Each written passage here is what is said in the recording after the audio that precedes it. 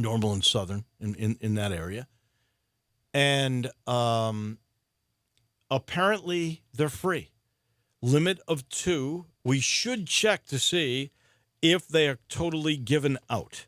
But we know 58,325 tickets. The biggest sellout in the history of the school for a non-SEC involved team game. This is number 1. What do you think of that, Brett Norsworthy? Good afternoon in Auburn.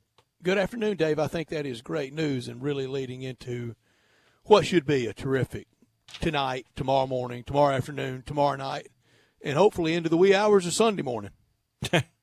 Well, that could happen if the football score reads the right way at the end of Saturday night. That is for sure.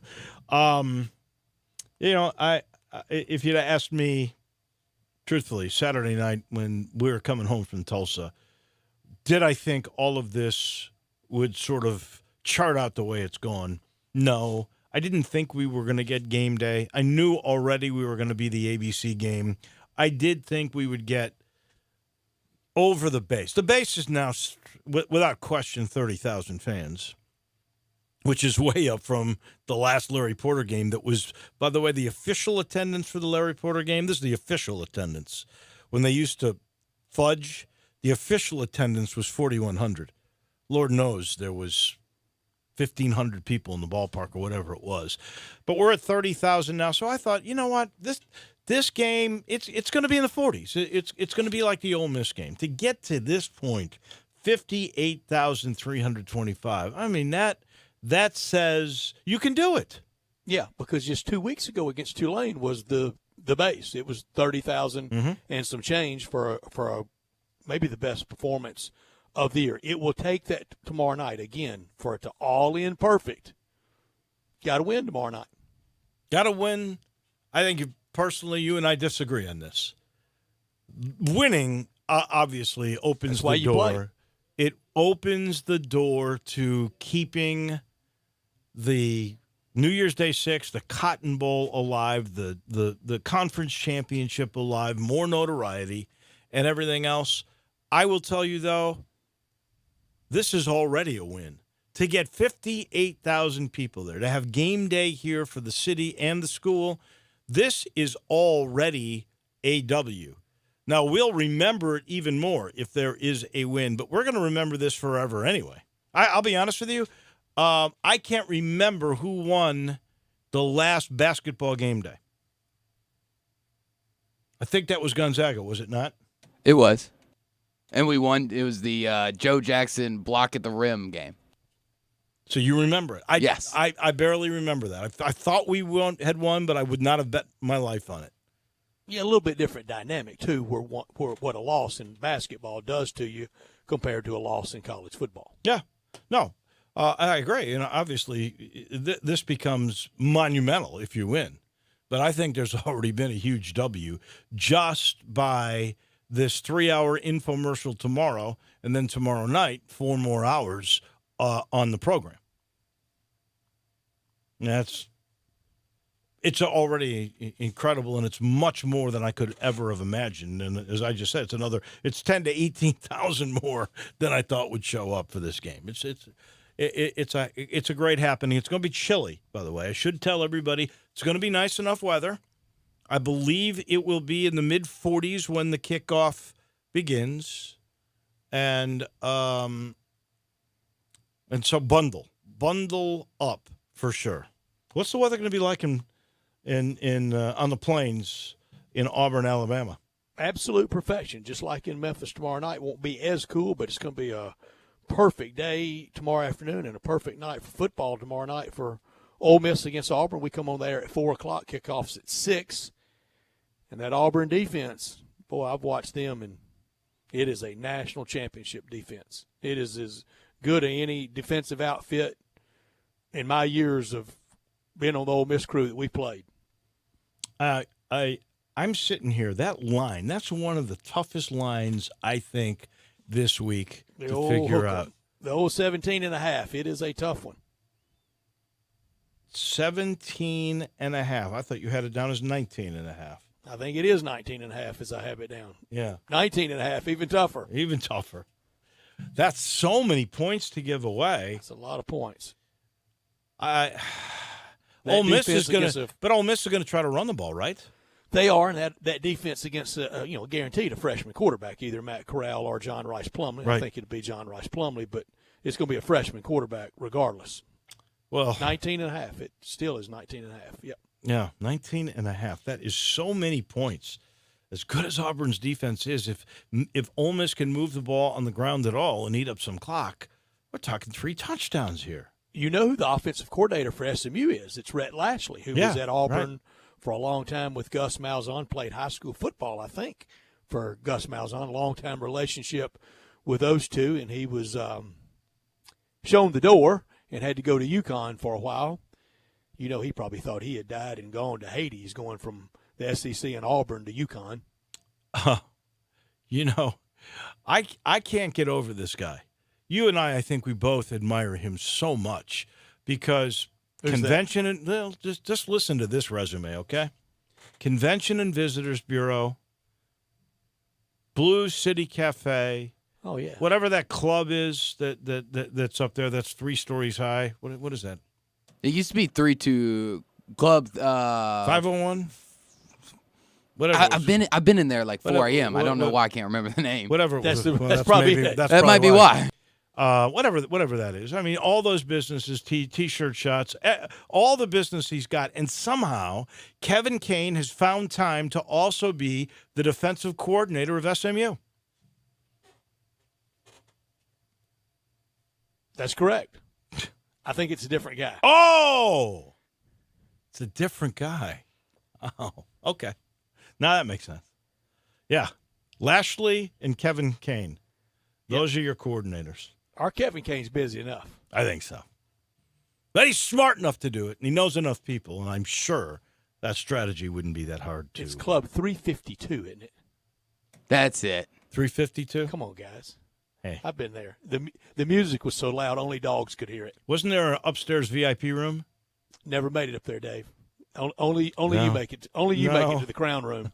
I made it to the 3rd floor. I don't think I ever made it to the top floor. Only though. Dave makes it to the champagne room, Drew. Well, it's a special place, I guess. I know. It was a special place. Please We've be got sure- a We special do. show coming your way, I must confess. You know for sure that we've got Bruce Marshall coming at 3:30. At 3:50, our friend John David Bedour from the Touchdown Club on their meeting on Monday night. Then Peter Edmiston on the Grizzly Start. Peter from the morning show, The Experience with He and C.J. Hunt. Glenn Rogers, we got lots of great football games to talk about, including the one he's involved with, because I think that is the consensus game of the week.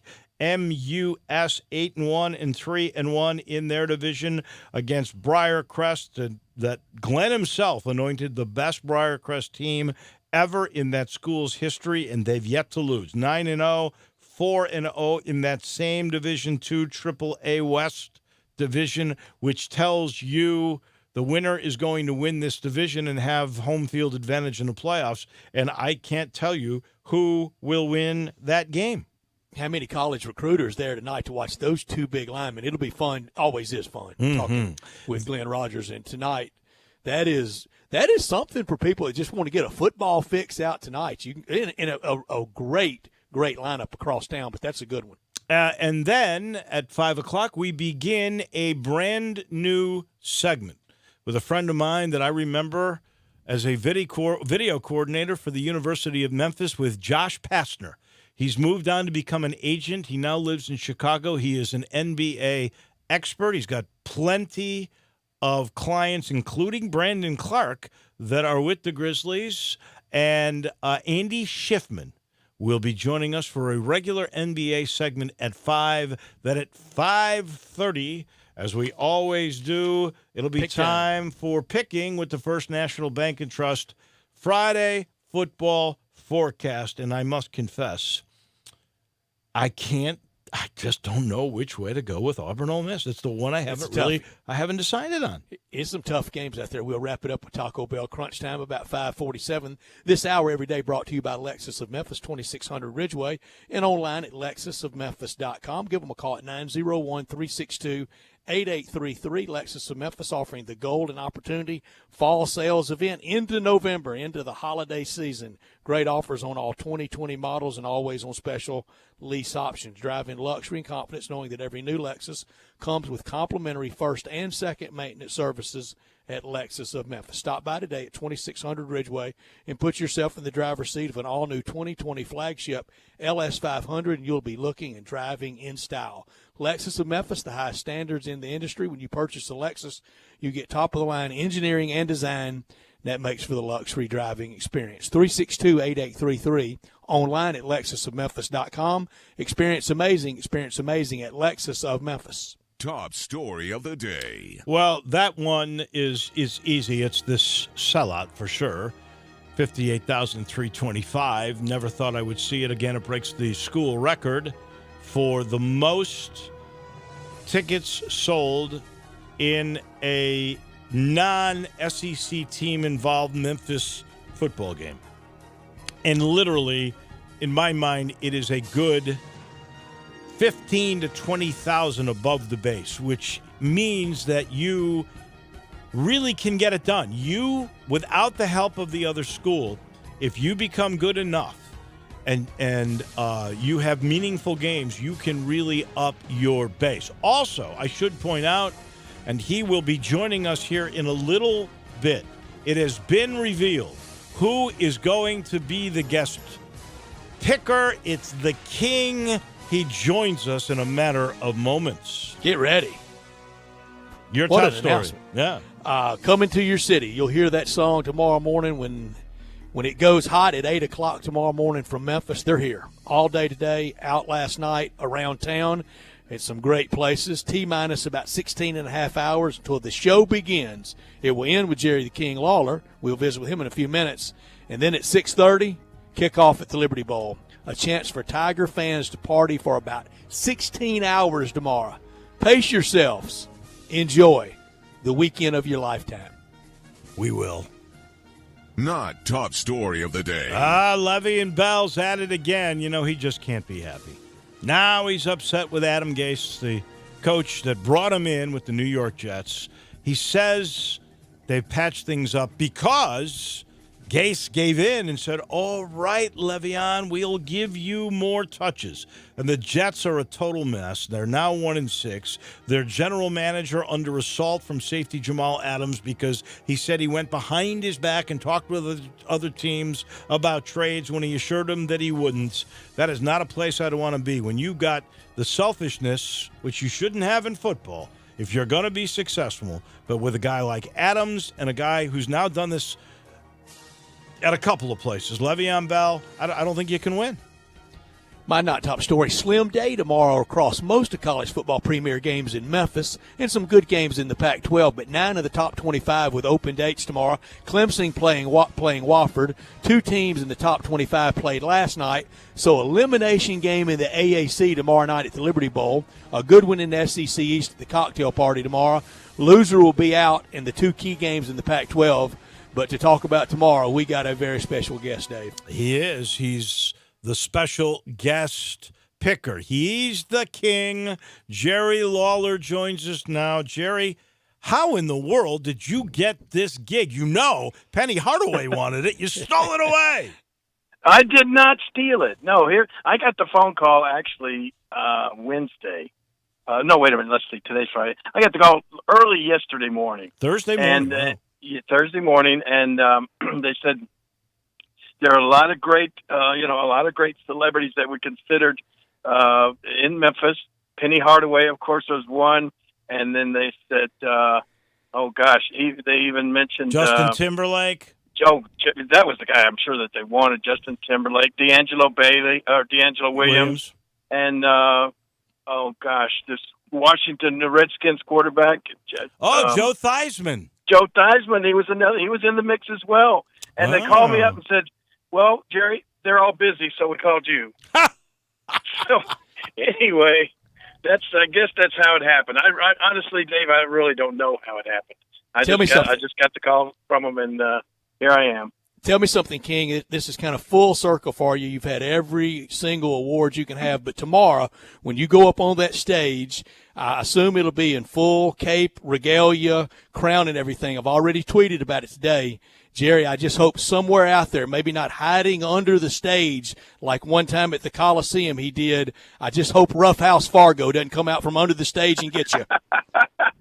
Well, if he does, he's coming from a long way away because he's been dead for about 10 years. But you know what, guys, you're right. When they call me, and I think that's part of the that was part of the allure. There is, like you said, the crown, the cape, the robe, all this stuff. That was one of the things they said. They said, we want this segment to be as outlandish as possible. And they told me, that's where they want you to wear all your regalia and all of that kind of stuff. I'm going to give you a little hint that nobody else even knows about, but I may even make my grand entrance in my Batmobile. Ooh, so I mean, they just want this. They just want this to be so over the top.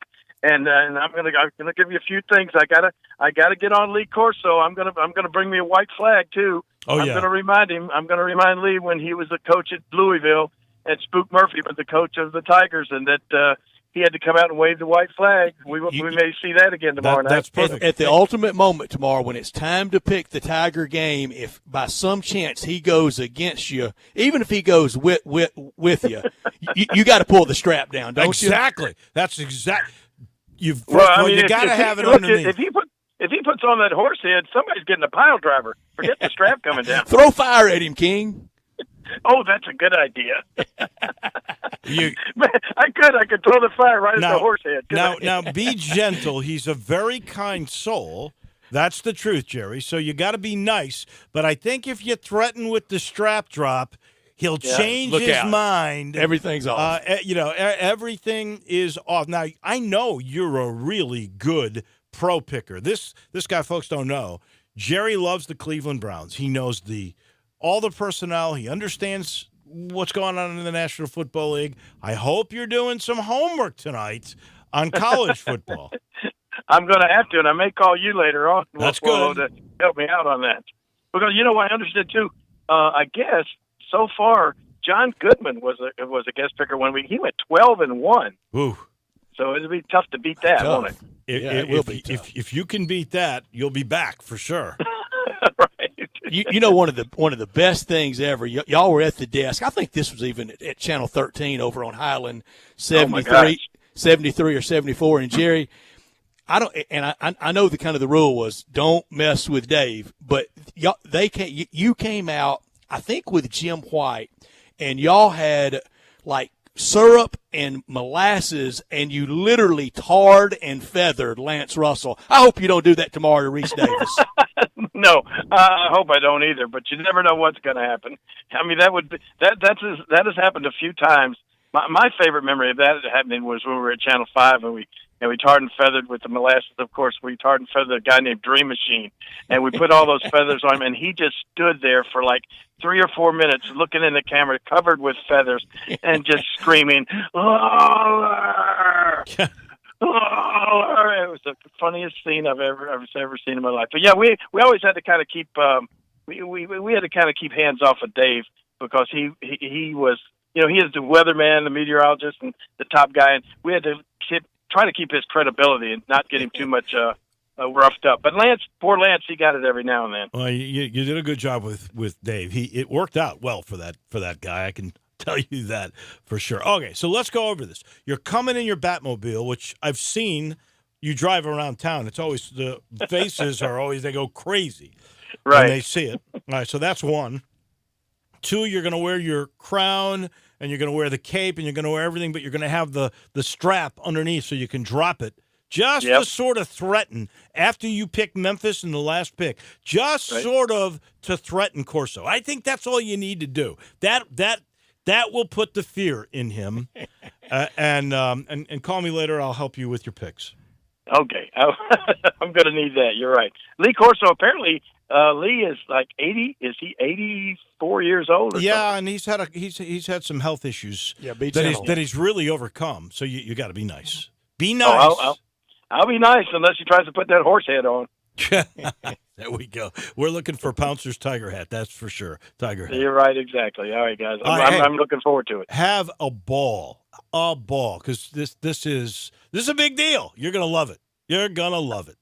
All right, thank you, guys. I appreciate it. That is the king. That is Jerry Lawler, who's going to be the guest picker tomorrow. So we learned something. We learned that he's coming in the Batmobile, and your idea. Actually, I must say I thought of it too. But act. Your idea about dropping the strap. That's perfect. It's coming down. Perfect. It's coming down for sure. I just hope he doesn't get up there like he did after his late manager Sam Bass was literally killed in a fiery automobile wreck, and Jerry came out to the desk the next week and just very mournful music playing, and he came out and basically said, "Thin the herd. I don't need him anymore. I'm on my own." Wow. So I hope he doesn't go that big. What do the kids call it today, Drew? They call it heels. I hope he doesn't go that big a heel tomorrow. He's not going heel. He's going to be a hero for Memphis. He's picking Memphis. He's going to make sure Corso picks Memphis. That's all. I tell you what, that's all we need. One of the great wrestling skits ever. One night they had a super top secret. I mean, it was going to be no outside interference. Nobody was going to interfere with the big main event. And, we get there that night, and, they have the first match, 6 or 8 minutes, whatever it was, and then the second, and then leading up to the big crescendo. And you could tell that nobody had interfered with the match. They enclosed it in a cage. Nobody can interfere. It's just Lawler and maybe Joe LeDuc. Nobody was going to interfere. And hidden under the ring since about 5 o'clock that afternoon. And he told me later that there was a lot going on under that ring from 5 till about 9 o'clock. I don't even want to ask. Jimmy Hart comes out from under it and interferes, and he and Lawler, as Jack Eaton said that night on the sports, rendered Joe LeDuc senseless. Nobody's going to be rendered senseless tomorrow. That is for certain, but it's going to be a great time. And now you know who it is. It is the king, Jerry Lawler. This portion of the show is brought to you by the commissary. It's tailgate night for many of you. It's going to be a little chilly, but you've got to warm up.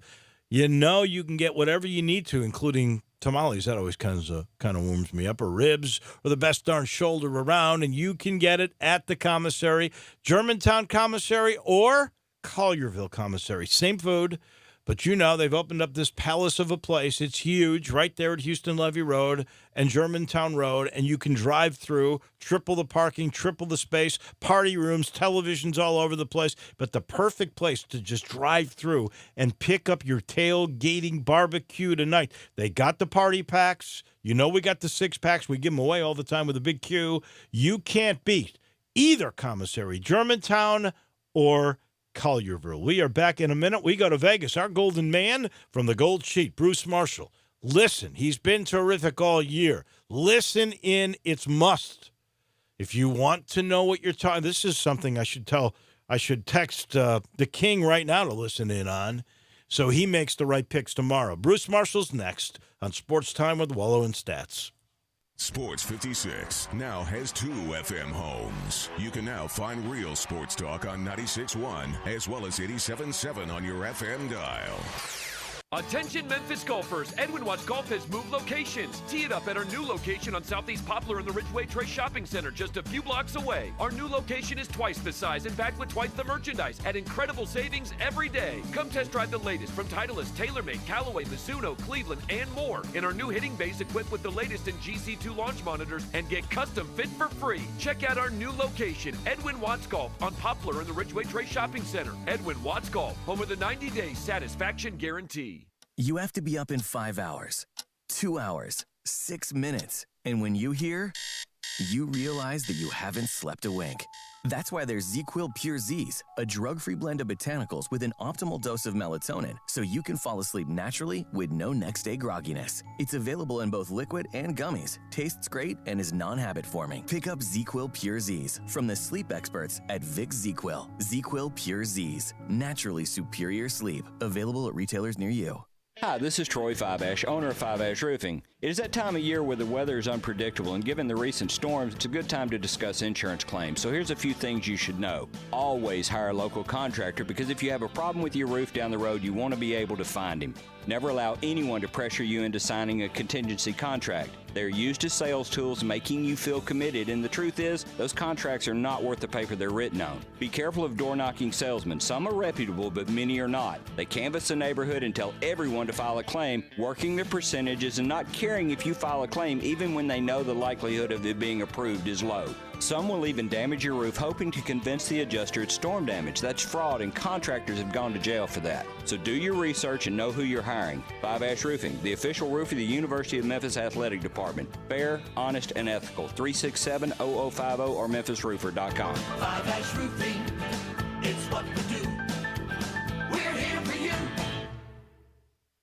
Right now, the Home Depot makes replacing your old carpet easy with more styles and colors to choose from. There's no better time to buy, with free installation on any carpet purchase of $499 or more, all by licensed local pros, backed for life. Today is the day for doing and saving with free carpet installation only at the Home Depot. More saving, more doing. For a limited time, $499 minimum purchase required, typically $699. For license information, visit homedepot.com/license numbers. Valid through November 6, 2019. Got something you want to get off your chest? You better have a backup plan. Want to join the conversation? Someone needs to tell him he has to grow up. Join us on the First Bank phone lines at 360-8255 or the First Bank text line at 67129. Now, back to Sports Time with Wolo and Stats. This hour of Sports Time is brought to you by Lexus of Memphis. Here once again are Dave Woloshin and Brett Noseworthy.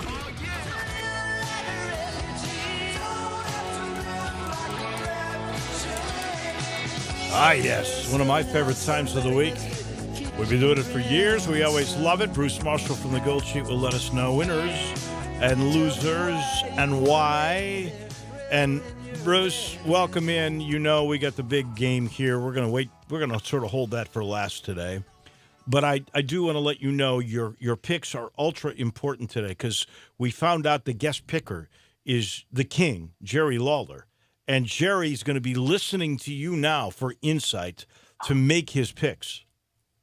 No pressure, though. Jerry Lawler's, oh, my God. No, that's big. You know, Jerry Lawler, Harley Race. I mean, you know, this has taken me back to the best days of my life watching those guys perform. So, all right, this is big pressure. Jack Briscoe, Dory Funk, Terry Funk. Be careful saying Funk on a Friday afternoon, Bruce. Oh, I know, Dory Funk Jr. Oh, man, and I Freddie Blassie, John Toll. I mean, listen, Bruno Sammartino. Bruno Sammartino. I saw him in Madison Square Garden in '85. This is later in his career, but in a Piper's Pit with Roddy Piper, the late great Roddy Piper, at Madison Square Garden, where he hit Bruno with a chair over the head. So there you go. Bruce Marshall knows everything about everything. It's amazing. He does. Smartest man ever. All right, Mr. Golden Man, let's start with the one on the Plains because this is the one I can't figure out. Auburn is giving away 19.5. I guess Ole Miss is going to try to run the ball. Ole Miss's defense is, I know they're missing their big guy in the middle for a long time now, but it's not total chopped liver. 19.5. Help me out. I think it's too much, Dave, and I wonder about this weekend. We already started off last night. App State, a big loser. By the way, a big loss as far as the New Year's Six goes. Yeah. And a big win for Memphis or SMU. Very big. And Baylor barely got there against West Virginia, laying almost as many points, or more points, I think. So maybe this is one of these weeks where it's going to be hard for these big favorites to cover. We seem to get a week a year like that. This might be it. Auburn, I understand why this number has moved up because Auburn's been such good value against the spread this year. They've only lost once. In fact, Gus is 8-1 his last 9 going back to the bowl game last year against the number. But, I mean, they have gone to the well every week. Even that game at Arkansas a couple weeks ago, that was a big game for Gus, as you know, going back home. And Auburn was firing on all cylinders. Last week, Comic Commission fell just short. They got to go flat one of these weeks. And Ole Miss isn't that bad. They put a beat in. McIntyre's defense is much better than it was before he got there last year. The Rich Rod offense, it's coming around, I think. If they can get a little ball control tomorrow going, I think it's going to be very hard for Auburn to cover this number. And Ole Miss had been covering point spreads until it just missed against A&M, but they certainly were in that game. 29-17, updated score forecast. I think Auburn wins. I don't think I want to lay that many points, though. I'd much rather take the Rebels, who will have a week off and come in here for a kamikaze effort of their own tomorrow at Jordan-Hare. Interesting. Cocktail party down in Jacksonville, Georgia. Pretty big favorite. I was surprised at that. Jake Fromm, I think every time I see him play now, I'll think back to how he looked against South Carolina, Bruce. The Gators 6-point favorite over – the Bulldogs 6-point favorite over the Gators. Yeah, Brett, I think, Fromm's downturn is one of the stories this year, and there's a variety of factors here that have done that. One, they were talking about him as a potential Heisman candidate back before, September. Not anymore. I picked him. He lost some targets from last year who were good. We see what Hardman's doing for the Chiefs in the NFL, among others. So he doesn't have the targets. I think he's missed Jim Chaney some. His coordinator who went up to Tennessee. They had a pretty good rapport. He has not developed that with the new coordinator. And, he's thrown picks and fewer big plays, more picks. He's got 9 TD passes into November. We're not at the end of the season yet, but he did have 30 last year. So they're way down production offensive side. And I still think Kirby gets just too nervous in a lot of these big games. I know they got Florida last year, but if Fromm's having some problems, now he's facing Todd Grantham's defense, which really collapses the pocket from the edge. They've got 12 picks this year. That ranks third nationally in interceptions. So they're making plays. They're going to pressure Fromm, and I think Kyle Trask is good enough. I mean, that's my one concern here, but I actually like him a bit more than I like Felipe Franks. And by the way, we talk about the Final Four. These teams never seem to get mentioned. The winner here is going to have a shot to get in the Final Four if it wins out, which means it could have to win the SEC title game. But a one-loss Florida, if it goes there and beats LSU or Alabama, they're getting to the Final Four. So there's a lot at stake here. 26-19 Gators. I think Dan Mullen reverses that loss last year, which came right after Georgia got knocked off by LSU. But this year, not the same. I think it's edge Florida. I just think they're the better team, and I'm kind of stunned at this number. That is true. Everybody thinks that the loser of the LSU-Alabama game is still in, provided they win the SEC championship at this point, with the SEC getting 2. So you make a rather good point here to keep them in mind. This is sort of interesting. I don't know if we can read anything into it or not. John David Bedour from the Touchdown Club is going to join us here at the end of this hour. He just let us know there is a speaker change for Mississippi State Night, which is coming up on Monday.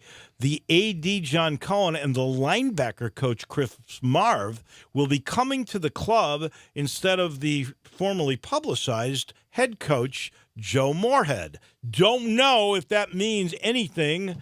But I kind of lean toward Mississippi State in this game because Arkansas is so bad. The Bullies are giving away 7.5. But, if everybody thinks their coach is going to be around, I don't know. Maybe all bets are off. What do you think, Bruce Marshall? I think that's very interesting. I'm hearing a lot of these things we talked about on the air the last couple of weeks about Joe maybe moving out after this year. They have go on the road, but they have not covered a thing flash the lake. Yeah, I know Arkansas looked at, but if they're going to win a SEC, this is going to be the. If not, Chad Morris is looking at the big donut SEC 2 years in a row. I don't know that they get rid of him yet, but that puts next year. He has got to make real progress next year. He's got some quarterbacks. Even Jerry's grandson didn't look that bad when he came there against Bama. I know, but his quarterbacks shouldn't be that bad. And there have been times this year Arkansas has played pretty well. I cannot envision laying points with Mississippi State on the road. Just cannot do it. And we actually, I think Arkansas could have. We're going to call it the slight upset here. I'll definitely take the points. That's actually one of our featured plays on Arkansas, but I should say it's more an anti-Mississippi State play. So you have the upset with Arkansas winning straight up. Yeah, and that could be 2 freshman quarterbacks out there with Garrett Schrader for the Bullies and John Stephen Jones for Arkansas. And I think the fans are just about demanding play one of the 2 freshmen that hadn't played yet. They've seen enough of Ben Hicks and Nick Starkel, and Chad Morris has guaranteed. He went Broadway Joe Namath down at the Fountain Blue, Bruce. He guaranteed a win. A guy that's never won a game, guaranteeing a win. Boy, that's pretty nervy of Chad Morris there. That's as far as I know, only oil rig firefighters and paratroopers are brave enough to predict Arkansas win this week. So pretty bold with that one. And the gold sheet. And the gold sheet. So there you go. And the gold sheet, of course. Tomorrow, I think an interesting game in SEC. Tennessee, a lusty favorite over a good Billy Clark UAB team. Yeah, and I think it's probably too much. There's one caution here about UAB. UAB has been very careful not to overschedule itself since it came back in 2 years ago. And Bill Clark has done a great job, but they have limited their exposure to power. They haven't been playing in September, one of these games. They're catching an SEC team late in the season. Now, it hasn't worked the last 2 years against Florida and A&M, and that's the only thing that concerns me a little bit, because when UAB has had to step up, it hasn't looked good in those games. But I think Johnston is a better quarterback than any of those guys at Tennessee, I think. Bill Clark's defense ranks 5th nationally. Yeah, they're stepping up here, but, Tennessee would seem to be vulnerable. They do not. I know they got there last week against South Carolina, but the record against non-SEC teams in Knoxville, FBS-level teams against the spread is beyond poor. It's 0-9 their last 9 against the spread in those spots. So cannot lay the points with Tennessee tomorrow. 22-19 Volunteers. I think they win. We'd rather take the Blazers plus the points. Neyland Stadium. Interesting game in the Pac-12 where USC is at home against Oregon. And, USC, I don't know what poor Clay Helton can do. He's sitting basically right there at the top of the South Division, 4-1. He's got an Oregon team. He's getting 4 points. And news of a new AD. And a new AD that's coming from Cincinnati, we hear. Give me what you think. Can he save his job if he were to win that side of the Pac-12? No, I don't. I think they've made up their mind at SC, and I love to see them squirm there. But they've made up their mind, and they're going to do it. And Clay can win the Pac-12 South, and it won't make any difference. They'll say he couldn't beat BYU, he couldn't beat Washington bad year, lost to Notre Dame again. He's out. He may win the Pac-12 South. And in fact, this team is playing hard for him, which is a credit to the Trojans, because they like him, because Clay's a good guy, and they have circled the wagons. I think SC can do a favor for college football the way Michigan did last week by guaranteeing Notre Dame not in the Final Four. Let's get the Ducks out of this equation. They don't belong there. They were fortunate to beat Washington State last week. They were fortunate to beat Washington the week before. Both those teams are down. The defense has been proven to be – those numbers, that 5-game stretch, were very misleading against all flawed teams. SC's got a big play wide receiver core. They've got a quarterback in Slovis who is actually better, I think, than the guy who replaced J.T. Daniels. More than that, Clancy Pendergast on his defense, he can generate pressure from his front four. He doesn't have to blitz. And I think they're going to cause some problems for Herbert tomorrow. 34-28, Trojans fight on. They're going to win this game outright. And I guess I'm calling some upsets Wow. this week. And this could be round one of round two. I'll tell you how crazy the Pac-12 South is. UCLA still controls its destiny. Just chew on that for a minute. So anything can happen, including Oregon losing to SC, and that's what I think happens tomorrow at the Coliseum. Who will be the next coach at USC? I don't know. I'm not sure if it's Urban Meyer. You know what? Ask the wives of these coaches who are being courted. Well, if Urban's wife says no, he ain't going. If James Franklin's wife says no, he ain't going. So we will see what happens. Well, Shelley Meyer has said no so far. We'll see how that plays out. You always mention Oregon, and that is the undefeated team in the league at the moment. What about Utah? They're 7-1. Could they be a playoff team? It's going to be remote because they don't have a marquee win non-league. In fact, the whole Pac-12 doesn't have a marquee non-league win. Oregon had its best chance against Auburn, couldn't do it.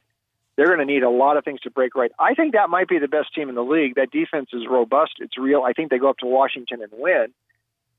But they lost that game at USC at the end of September, and that could come back and haunt unless they get some help. I mean, they need somebody else to beat SC so they can leapfrog over them if they win the rest of their Pac-12 games. So I think it's very remote that Utah gets into the playoff mix, although I think it is still the best team in the Pac-12. All right, last game before we ask you to do a Corso and give us the Memphis SMU game, but give me your best NFL game. Green Bay at the Chargers. Chargers, nominally a home team here. You have seen how the visiting fans have overrun this little MLS stadium in Carson. And I think it'll be nothing compared. Oh, I shouldn't say that. We've seen Pittsburgh come in there, Philadelphia come in there with 85% of the crowd. 90% of this crowd is going to be Green Bay on Sunday.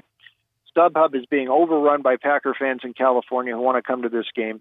Chargers don't have a fan base up there, so this is going to be like a visiting game from the crowd's perspective, at least. They fired Ken Wisenhunt as their offensive coordinator this week. Melvin Gordon's return has not helped. It has hurt the running game. Rivers does not look that comfortable back there. And Green Bay just keeps getting it done. And as long as Aaron Rodgers is healthy, they're a load. 26-17 Pack in front of 90% of the crowd cheering for them on the road this week. An odd dynamic, but that's the way it is these days with the Chargers. All right, here we are. It's going to begin tomorrow, 8 a.m. Actually, it'll begin earlier, probably about 6:30, with people stumbling around Beale Street. Then at 8 o'clock, it'll all begin with the theme song they have, Coming to Your City. Then it'll be all about Memphis, the city, the Tigers, and the Mustangs for the next 3 hours until Corso puts on either the Pouncer Tiger head or a pony head, in which case Jerry Lawler just might attack. We'll have to wait and see. In the meantime, Bruce Marshall, you give us the only way that you know how, the Gold Sheet way. Knock down this prognostication, Tigers and ponies. Well, I'll tell you, the point spread here looks a little tough here for the Tigers to get there. SMU is very dangerous, and they're with Buechele coming in this year. Sonny Dykes he's worked a lot better with Buechele than he did with Ben Hicks, the quarterback he inherited last year. Jones is a very good runner. He's got 14 touchdowns already. Memphis has got a little problem against the run. At least they did last week, and they ranked 94th. We sure did. So SMU is going to do it. And they got a pass rush, too, 36 sacks, second nationally. So they're going to get in Brady White's face. However, at home here, I think maybe there's a shot here for Memphis to get the biggest win in a long time in school history, and to use that home field to its advantage. SMU, there's a few people not quite sure how good SMU is either. And the TCU win was the best, but TCU's got some flaws this year. I think it was a case of looking ahead last week for Memphis, and I think they get there. And my updated score forecast is 31-30 Tigers, but if there's some points involved here on the SMU side, it'd probably take. But I think Memphis wins a big one. Memphis wins the big one, but you like the Mustangs to cover. We can live with that. Winning by one, just like they did last week. Winning by one is all they need. That's all they need. Bruce, how do we get more of you? Check us out online, goldsheet.com. And, hey, the new Gold Sheet basketball is up with my top 40 college hoops. They start next Tuesday, for goodness sake, and I do have Memphis in the top 10 for what it's worth. Top 10? So, all right. Yeah, there you go. So there we go. And I got an SEC team on top, but it's not Kentucky. So anyway, I'll let you read on with that. Goldsheet.com. Goldsheet.com are picks up. My picks up there. Also Vegas Insider, DonBest.com, Twitter at Bruce A. Marshall. Hey, Gold Sheet NFL 39-22 this season. Auburn or Florida? Who's won? Florida. You pick Florida straight up. Florida. No. I'm talking about in his top 10 for hoops. Oh, Florida. Florida's tomorrow, and they're atop of my poll. So there you go. Wow. He's a big Gator guy. That is for certain today. Thank you, Bruce. Have a great weekend. Okay, have a good weekend, guys. Thanks. Our man from the Gold Sheet, that is Bruce Marshall. We're sitting in the Family Leisure studio, and we've moved it also to the Plains. That's where Brett is, down a little bit south. And we want you to go to the one that's at I-40 and Wooden Road, because that's where the Man Cave sale is going on right now, where you get theater seating, a 3-piece theater set for only $9.99. You get those fabulous massage chairs. I've seen them a much inferior model kind at a big chain sort of mass store. I don't want to name names. This is top of the line starting at $6.99. Pool tables starting at $14.99. Those shuffleboard tables beginning at under $2,000, $1,999. Complete your man cave today by heading to Family Leisure. Oh, and another reminder, it's time to close up the pool. Get in line. You know they get really busy this time of year. Please do it. Get down to Family Leisure. Schedule your clothes. Mention us. You get $20 off. That's Family Leisure at I-40 and Whidden Road. We take the time out. When we come back, our friend John David Bedour from the Touchdown Club, Player of the Week. And guess who's coming? And it's not Joe Moorhead, to the Monday night meeting. We'll tell you in a minute. This is Sports Time with Wallow and Stats. Greg Gaston and Eli Savoy get you through the midday with Sports 56 Middays. Delivered by FedEx. Weekdays from 10 till 1 on Sports 56, 96.1 and 87.7. Pop the top on your next party. 34 North Cocktails. Available in Memphis now. Great for football grove parties, around the hunting campfire, and when you get home, entertain friends. Pop a premium can of Barrel Thief. Tastes just like an old-fashioned Barrel Thief made with aged bourbon, bitters, a hint of orange, a touch of vanilla, 15% ABV. Then, for you vodka lovers, try Sneaky Pucker, a refreshing lemonade premium vodka cocktail, 12.5% ABV. Made with super premium vodka, lavender, simple syrup, and lemonade. Delicious and smooth. Let the party begin with 34 North Cocktails. Need physical therapy but don't know where to go? Tried physical therapy but had a bad experience? Grab your physician's referral and head to Revolution Physical Therapy at the corner of Goodman and Getwell. At Revolution PT, you'll get one-on-one, hands-on therapy. Better and more thorough than just going to the gym. Revolution is locally owned and staffed by neighbors who care about your maximum recovery. And they accept all major insurances. Certified in dry needling, expert in myofascial release. Always relaxed and friendly. Revolution Physical Therapy is just what you need. Your nationally ranked Memphis Tigers football team is back home on Saturday, November 2nd versus number 14 SMU in the primetime ABC slot at 6:30 p.m. Now, this is one of the biggest games in Memphis history, and it's time to show the nation what Memphis can do when the whole community stands together. This is our city, our team, and our stadium. Tickets start at just $20 and are available now at GoTigersGo.com. It's Memphis versus SMU, Saturday, November 2nd at 6:30 p.m. Sponsored by Conway Services and WMC5. Stripe up. One thing I really admire about Central Barbecue is their commitment to quality. Then why do they let you do their commercials? I'm talking about their food. Everything is prepared with devotion to taking the time and effort to create perfect barbecue. Oh, I know. That's exactly why I was wondering why... They're not kidding with that slow-smoked Memphis-style slogan. They smoke their pork for 14 hours. Do they have to? They do if they want to be the best barbecue in Memphis, and they are. And yet they let you just throw together... There's nothing better than Central Barbecue because they care. Except apparently about their radio ads. Now, back to Sports Time with Wallow and Stats. This hour of Sports Time is brought to you by Lexus of Memphis. Here once again are Dave Woloschin and Brett Norsworthy. John David Bedour with the Memphis Touchdown Club. He will join us momentarily and tell us about their big meeting they've got coming up Monday night. I know Mississippi State fans will be excited to get out and hear the good word from their athletics director and from White Station's very own Chris Marr, played at Vanderbilt, doing an outstanding job on the staff this year at Mississippi State. I've been talking about Harry's all year, and this time of year with the holiday season coming up, I know everybody's thinking about that perfect gift, and Harry's gift, the Harry's razors, would be the perfect gift. You get a 5-blade razor, weighted handle, shave gel, travel cover, all for just $3 plus free shipping. Just use code STATS at harrys.com. Harry's, they keep it simple. They don't believe in gimmicky features of the razor. They focus on the qualities that actually matter for a close, comfortable shave, and they never upcharge you. I've loved shaving with Harry's all year, and I get that close shave, easy glide, the low price, and anytime I leave, I always pack my Harry's razor. To keep prices low, they've cut out the middleman for the quality, durable blades they have at a fair price, just $2 per blade. They own a world-class blade factory in Germany that's been making some of the best razor blades for almost 100 years. And there's no risk to you for trying them out. If you don't love your shave, just let them know and you'll get a full refund. Harry's has an amazing offer for listeners of our show.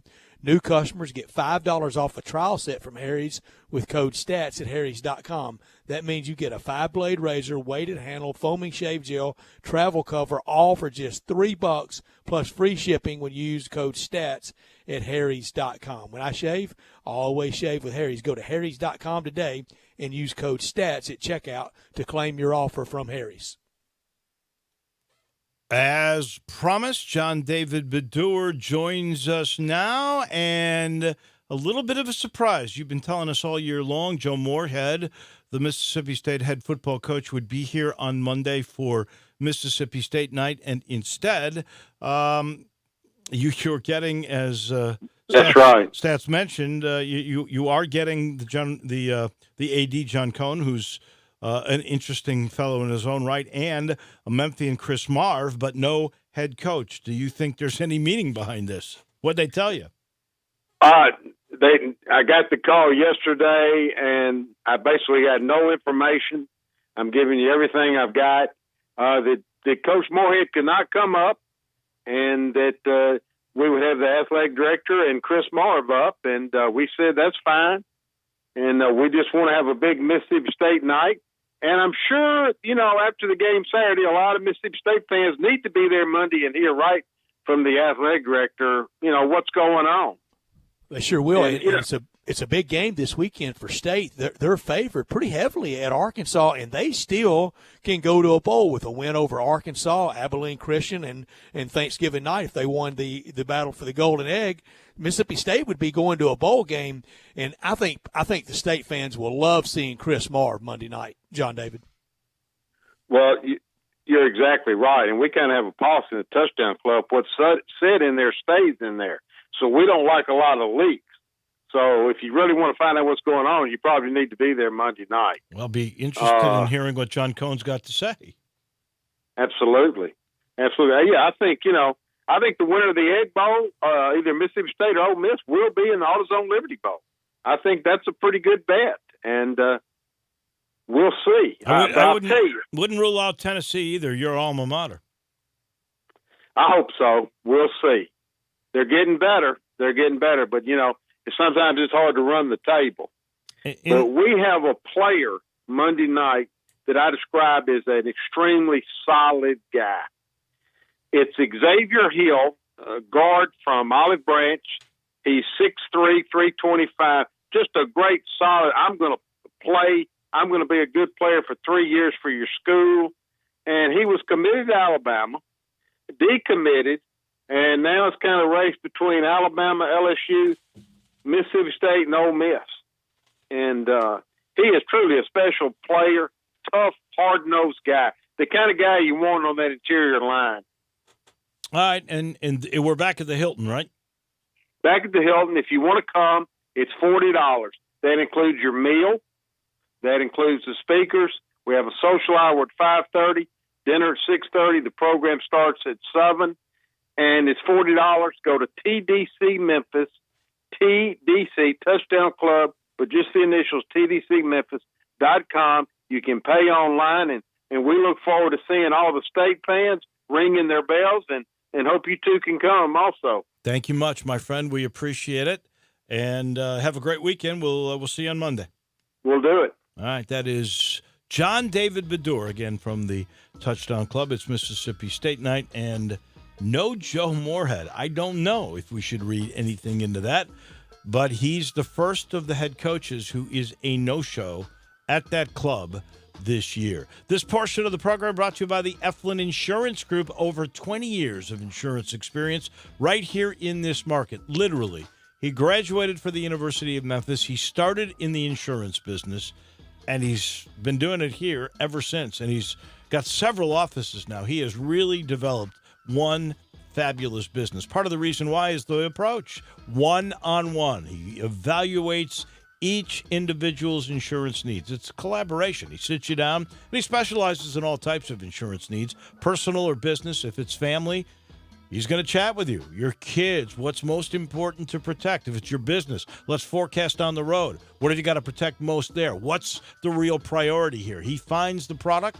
and then you're comfortable. You're secure. There's no better feeling than to know that you're protected, that you're insured the right way. And he'll do that for you. All you've got to do is call 757-2315 for quotes and that personalized service, 757-2315. That's the Eflin Insurance Group, main office on Stage Hills Boulevard in Bartlett. So that's an hour in the books. When we come back, we talk Grizzlies and NBA. From the Experience in the morning, Peter Edmiston is next with Wallow and Stats.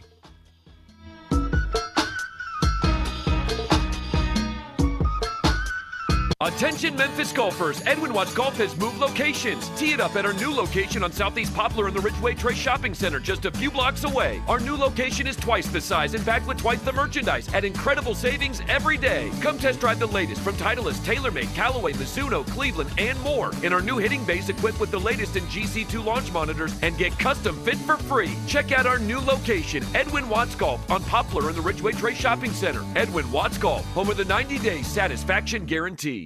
You have to be up in 5 hours, 2 hours, 6 minutes. And when you hear, you realize that you haven't slept a wink. That's why there's ZzzQuil Pure Z's, a drug-free blend of botanicals with an optimal dose of melatonin, so you can fall asleep naturally with no next-day grogginess. It's available in both liquid and gummies, tastes great, and is non-habit forming. Pick up ZzzQuil Pure Z's from the sleep experts at Vicks ZzzQuil. ZzzQuil Pure Z's, naturally superior sleep. Available at retailers near you. Let's say you just bought a house. Bad news is, you're one step closer to becoming your parents. You'll proudly mow the lawn. Ask if anybody noticed you mowed the lawn. Tell people to stay off the lawn. Compare it to your neighbor's lawn. And complain about having to mow the lawn again. Good news is, it's easy to bundle home and auto through Progressive and save on your car insurance, which, of course, will go right into the lawn. Progressive Casualty Insurance Company, affiliates, and other insurers. Discount not available in all states or situations. For the best lineup of quality, fuel-efficient, and fun-to-drive vehicles, get to Wolf Chase Honda and Wolf Chase Nissan. Over 1,000 new certified and pre-owned vehicles in one great location. Catch the savings now during our huge model year-end sales event. Score an amazing deal at Wolf Chase Honda and Wolf Chase Nissan and get to the game in style at Germantown Road and Highway 64. Family owned since 1981. It's car buying time now during Wolf Chase Nissan's Summer Savings Event. More cars, better offers, and bigger savings than ever before. Model year-end savings on every new 2019 Nissan in stock. Financing as low as 0% up to 60 months on select models for qualified buyers with approved credit through NMAC. Hurry in for exciting summer savings. And remember, if your car says Wolf Chase Nissan, you got the best deal. WolfChaseNissan.com. We are real sports talk. Sports 56, 96.1, and 87.7. Available on your radio dial at 560 AM, 96.1, and 87.7 FM, as well as online around the world at sports56whbq.com. Take us with you everywhere on your phone or tablet by downloading the Sports 56 app, and at home, tell Alexa or Google to play Sports 56. If it's happening in the world of sports, we've got it covered. Wherever you are, stay tuned to Real Sports Talk. Sports 56, 96.1, and 87.7. We are Sports 56, WHBQ Memphis, WIVG-FM Tunica Memphis, and WPG-FLP Memphis. Flynn Broadcasting Stations. Now, more of Sports Time with Wallow and Stats. This hour of Sports Time is brought to you by Homer Skelton Hyundai. Here once again are Dave Woloshin and Brad Norsworthy. Welcome back into the Family Leisure Studios. I'm sitting in Memphis. Brett is in Auburn, Alabama, as he gets ready for the broadcast tomorrow of the Tigers, their Tigers, and the Rebels of Ole Miss. That broadcast starts here at 4 o'clock. The kickoff down on the plains would be at 6 o'clock. This time we always talk NBA and Grizz with Peter Edmiston from our show in the morning, The Experience, with Peter and with CJ Hurt. And so far, we are 4 games into the season, and if we're going to capsulize it here, we've got excitement from Ja. We've got, I think, some folks scratching heads over Jaren. We got a win, and that was the first for Taylor Jenkins. How would you describe it other than that, Mr. Peter? How are you? Oh, well, first of all, I'm great. But I got to say, I mean, game day, Dave. Can you believe it? I mean, come on, this is wild, yeah. right? And your buddy and mine, it's Jerry the King who's making the picks. I know, making those picks. I hope he, I don't want him to pile drive maybe Lee Corso. Well, he's just got to drop the strap. He can't hurt Mr. I call for throwing fire, Peter. You can't hurt I call for throwing fire. Throwing fire. I mean, it's just so bizarre. It's crazy. We had Mayor Strickland on this morning talking about just the whole thing, and it's just I don't know, like we'll talk Grizzlies. They'll be in action tomorrow while the Tigers are playing, but it's just as a Memphian, it's a cool deal, man. It's really, really amazing to see what's happened from the city's perspective. Big thank you to Jacob Rainey for missing field goals against Memphis and Tulsa and SMU to make this thing happen on both sides of it. So he's really the MVP of this whole deal. Well, he could have been the guest picker. I mean, he should have been. He was the one who made it possible. Without him, none of this would have happened. So kudos to him. But it's just a great deal. So I mean, before we get, I'm kind of like we're making. I was talking to Drew, talking about going down there, figuring out what's. It's a really incredible thing for the city and just for the university, and it's an awesome thing. So kudos to everybody involved. It's really, really neat. I agree. Now, as far as the Grizzlies are concerned, how many? You know what? We know 58,000 at Liberty Bowl. That's been announced, and the last 2,000 picked up by Ashley Home Furniture and by a very nice donor named George Johnson, who was taking care of the folks that are faculty. And I think they're still they're just giving away tickets. Those, I don't know how many it was, at the Penny Hardaway Hall of Fame on campus or on Southern and Normal. So I hope folks are taking advantage and picking them up so that they're there. What kind of crowd do you think for Phoenix tomorrow night? The Grizzlies are I going to think it'll be solid. It'll be the Grizzlies have got a pretty strong core, 10 to 12. You can pretty much count on for most games. I mean, there's a few that probably dip below that, but that's pretty solid. I think they'll be that in that neighborhood. A lot of people will be keeping an eye on what's going on over at the Liberty Bowl. But it's so cool. It's really, I don't remember. Again, obviously the Ole Miss games will sell out from an Ole Miss fan really filling up the stadium to a large degree. But this one is going to be like 57,000 Tiger fans and 1,000 or two SMU fans, I would imagine. So it's just a weekend of really remarkable progress from the University of Memphis in every facet. So I will. I'm still figuring out if I slide my way over, if I can get out of my assignment to go to the Grizzlies Suns game. As much as I love the Grizzlies, I do want to see the history made at the Liberty Bowl. And an improved Phoenix Suns team, already 3 wins. Oh, very much so. Took them a long time to get to 3 wins last year. Yeah, very much so. And they are, unrecognizable on the court from what they were last year, just playing with a lot more really efficiency on both sides, just a lot more competence. I mean, is being shown, which was more than you could say last year. They're one of the best net rating teams in the league, and they've been beating everybody. Even before Steph Curry broke his hand, they were beating the Suns, 50-19. They've played really well, and they've done it without DeAndre Ayton, who was suspended 25 games for diuretic use. So without the number one pick and their starting center, they're doing it.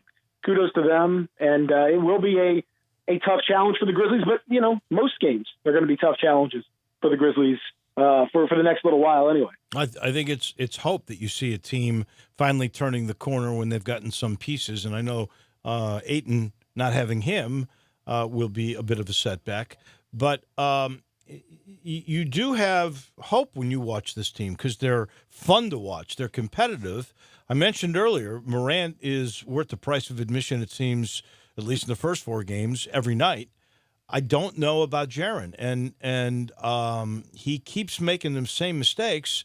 I will tell you, Brevin Knight was very critical of him the other night, and as well as Pete Pranica on the TV broadcast, about making the same critical defensive errors with foul trouble and being in bad positions on a regular basis. Yeah, I mean, I think that's, it's a thing that has continued to plague Jaren, and it's a little bit disappointing that at this point you're not seeing some more progress. I mean, that said, he's still 20. He's still younger than Ja. He's the youngest player on the team, among the youngest players in the NBA still, even though he's in his second year. So you do have to be a little bit mindful of that. It's just that, having had an off season to work on and having had much of last year where he was, injured, but not really. I mean, he could have played in a normal season situation. The Grizzlies just being extremely cautious with him because of the circumstances of last year. He's had a lot of time to kind of work on his craft, and it hasn't gotten better. That's a little bit of a concern, even taking his age into account. I do think some of the things that Brevin talks about are definitely, spot on. He definitely has got to be better about doing his work early. And that's on both sides of the ball, because a lot of, more than a handful of his fouls have come in offensive situations where he's jostling for position and he just kind of freely uses his hands to yank a little bit here and there, pick up 2 or 3 cheap offensive fouls. And that's all it takes to turn your bad foul situation into a terrible foul situation. And that's what's happened with him. He's just way ahead of the curve on that stuff. So, the caveat would be that it's happening around the league a lot. I mean, we've already seen guys like Giannis foul out of games early in the season. The league is really, really seeing a tight whistle across the board, which is turning, more than a few games into what we saw Tuesday night against the Lakers, which is just a parade to the free throw line and kind of an unedifying spectacle. Hopefully that will change one way or the other. Either the officials will be a little more lenient or players will adjust to the whistle. But yeah, you'd like to see some level of movement. And the thing with Jaren too is, the great ones learn you don't have to contest everything all 82 games. Sometimes you got to say, look, he's perfect example is, I think it was his second foul on Tuesday when he's, Anthony Davis gets a long outlet pass. It's one-on-one under the basket with Jaren. That one you just got to let go. Like, it's too late. The mistake was already made. You let him under the basket. He's right there. He's going to get the points. You chalk that one up.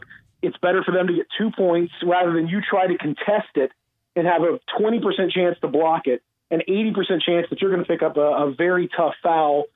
It just play the numbers, man. Let him get the layup. Say, look, we'll live to fight another day and go on about our business. What about the third of the young guys?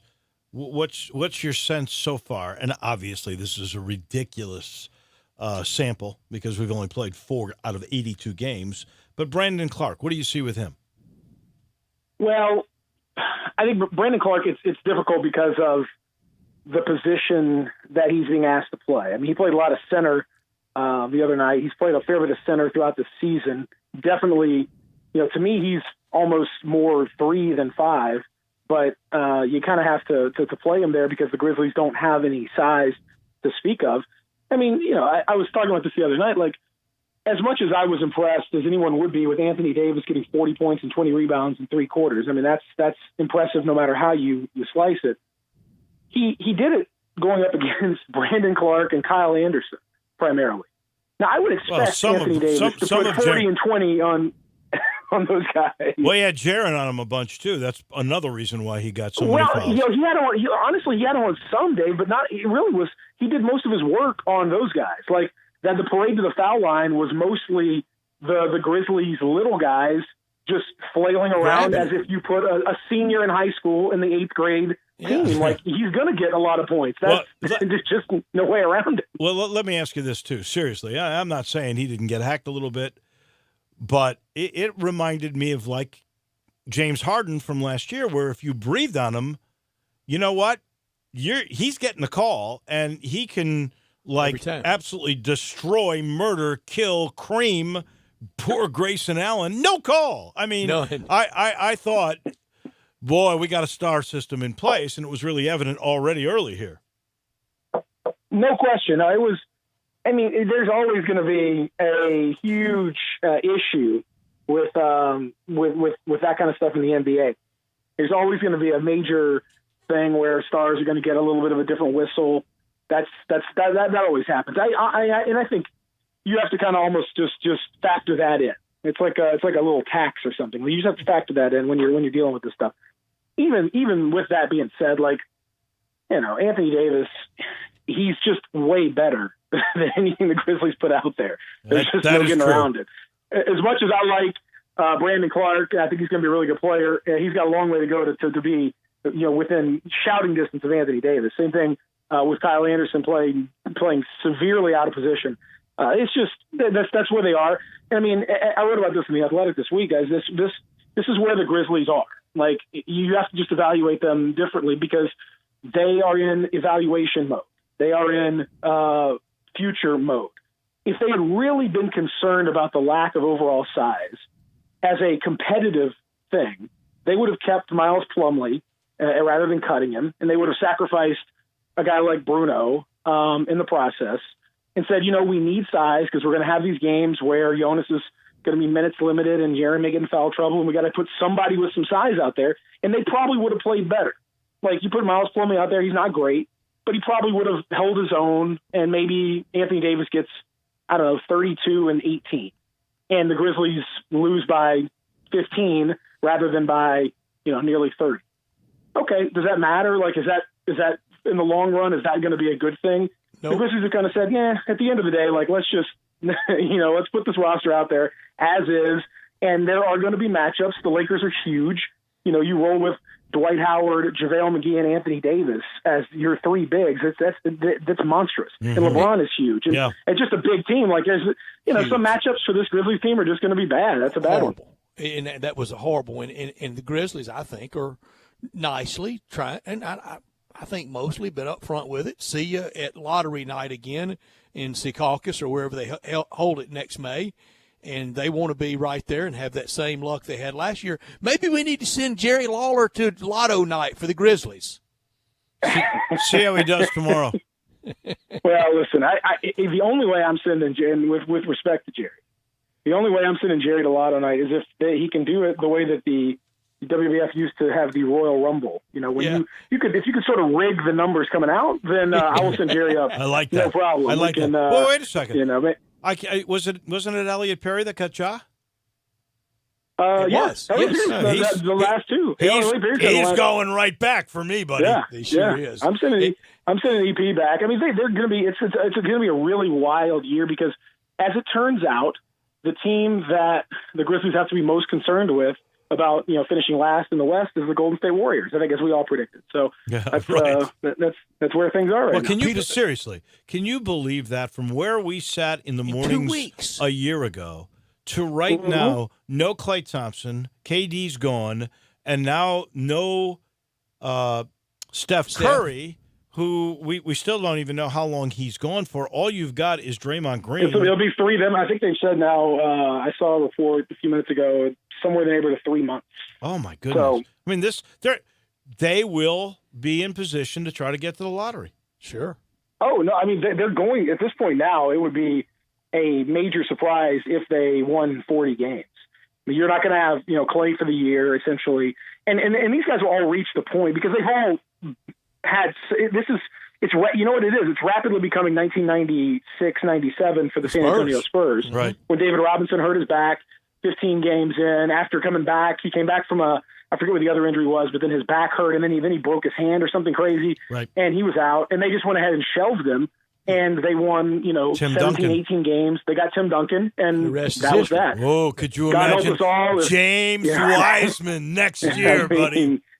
I mean, I think they're more inclined for like a Cole Anthony or an Anthony Edwards or something like that. But maybe, yeah, it's and why not? Because at the new building, they're sold out because they're in the first year of it, so all the boxes and signage and everything is signed for 2 or 3 or 4 years, so they're sold out there. Bite the bullet this year and be right there. Peter, there's only one NBA team. I mean, after a week and a half, really, of NBA games, there's one team left undefeated. It really is wide open, isn't it? It's a unique situation. Some teams are underperforming relative to what we thought. The Golden State situation is really a stunning one. But man, I feel like, people can do whatever they want with their money. And then once they've done whatever they want with their money, they can act, as long as it's within reason, pretty much however they want to act. But I know that, those Warriors fans, there were a ton of fans booing that team at halftime of that game against the Suns the other night. And look, okay, yeah, it's disappointing. It's a bad situation. But my God, look what you've had for the last 5 years. Is there anybody who can think? Wait. Really? Peter, do you know how much money they had to pay just for the rights to buy those tickets? That's why they're booing. You boo your financial advisor. If that's whatever you got to do, boo Joe Lacob, who forced you to take a PSL and to give him an interest-free loan on the Chase Center. Whatever you got to do. I don't know, man. It's just like I get from more and more. I get where players are coming from when they say, these fans. It's everyone wants to be a quote unquote true fan, but a true fan, if you're like a fan of the team, and you'd say, man, I understand. You guys, it's a lot of this is out of your control, and we're sorry, and hey, it sucks, but let's all just go through this together, rather than boo, you guys are terrible. Well, you won you've been in the finals every year for 5 years, championships galore. It's to be expected, I suppose, but it's still no less disappointing. Peter, way out there in June, there will be an NBA team crowned champion, and we've really had the new thing lately. The Washington Nationals this week, the Caps, all the new teams around sports finally getting theirs are the really long-time teams. What would be the better story? The Utah Jazz, they finally get their title, or someone other than the Lakers at Staples, that being the Clippers, they get their championship? I think I'd love to see it for the long-suffering folks of Utah. If you're just comparing strictly those two, I'd love to see it for Mike Conley, obviously. I think that continuing that, and I'm glad that Mike has gotten off the schneid a little bit and put up some good numbers this week. He was great last night. The other night. He was great. He had 29 points. Yeah. He beat the Clippers. He single-handedly beat the Clippers. And it was nice to see, even though they did the load management thing with Kawhi, it was still nice to see from Mike's perspective for sure. I think we're 2 weeks away from his return, by the way. Yeah. So just I don't know. There's something about it, Brett, though, that says I do want to see what it would look like, the equivalent of the Subway Series with the Clippers and the Lakers all playing in the same building. I don't know that we had some history in baseball with 7 road games won by 7 road teams in the World Series, but have we had a series where they've all been in the same building? Road, home, the whole deal, like where everyone just could just park up shop and have 7 games right in that one spot. I don't think that's the only place that you could do that, right? I think that's the only place that could have ever done it. I mean, historically, has there ever been one like that? Football, there's the Jets and the Giants. But baseball ever did it. Right, but they'd only play like in the Super Bowl, and that's on a neutral. That's the only place it could be. The only time baseball ever did it was 1944 when the St. Louis Browns played the St. Louis Cardinals in the World Series, and every game was at Sportsman's Park. Well, there you go. Okay, well, that's the last time it would have happened. So I have a feeling we may be headed towards that, to be honest with you. Cubs played the White Sox in the 30s. That was at Comiskey and Wrigley. So this is the only place you could have.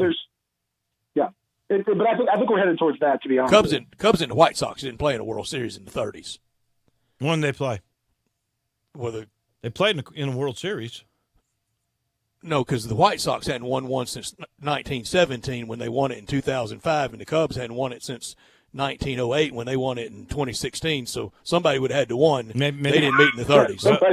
Maybe it was in 17. That could be.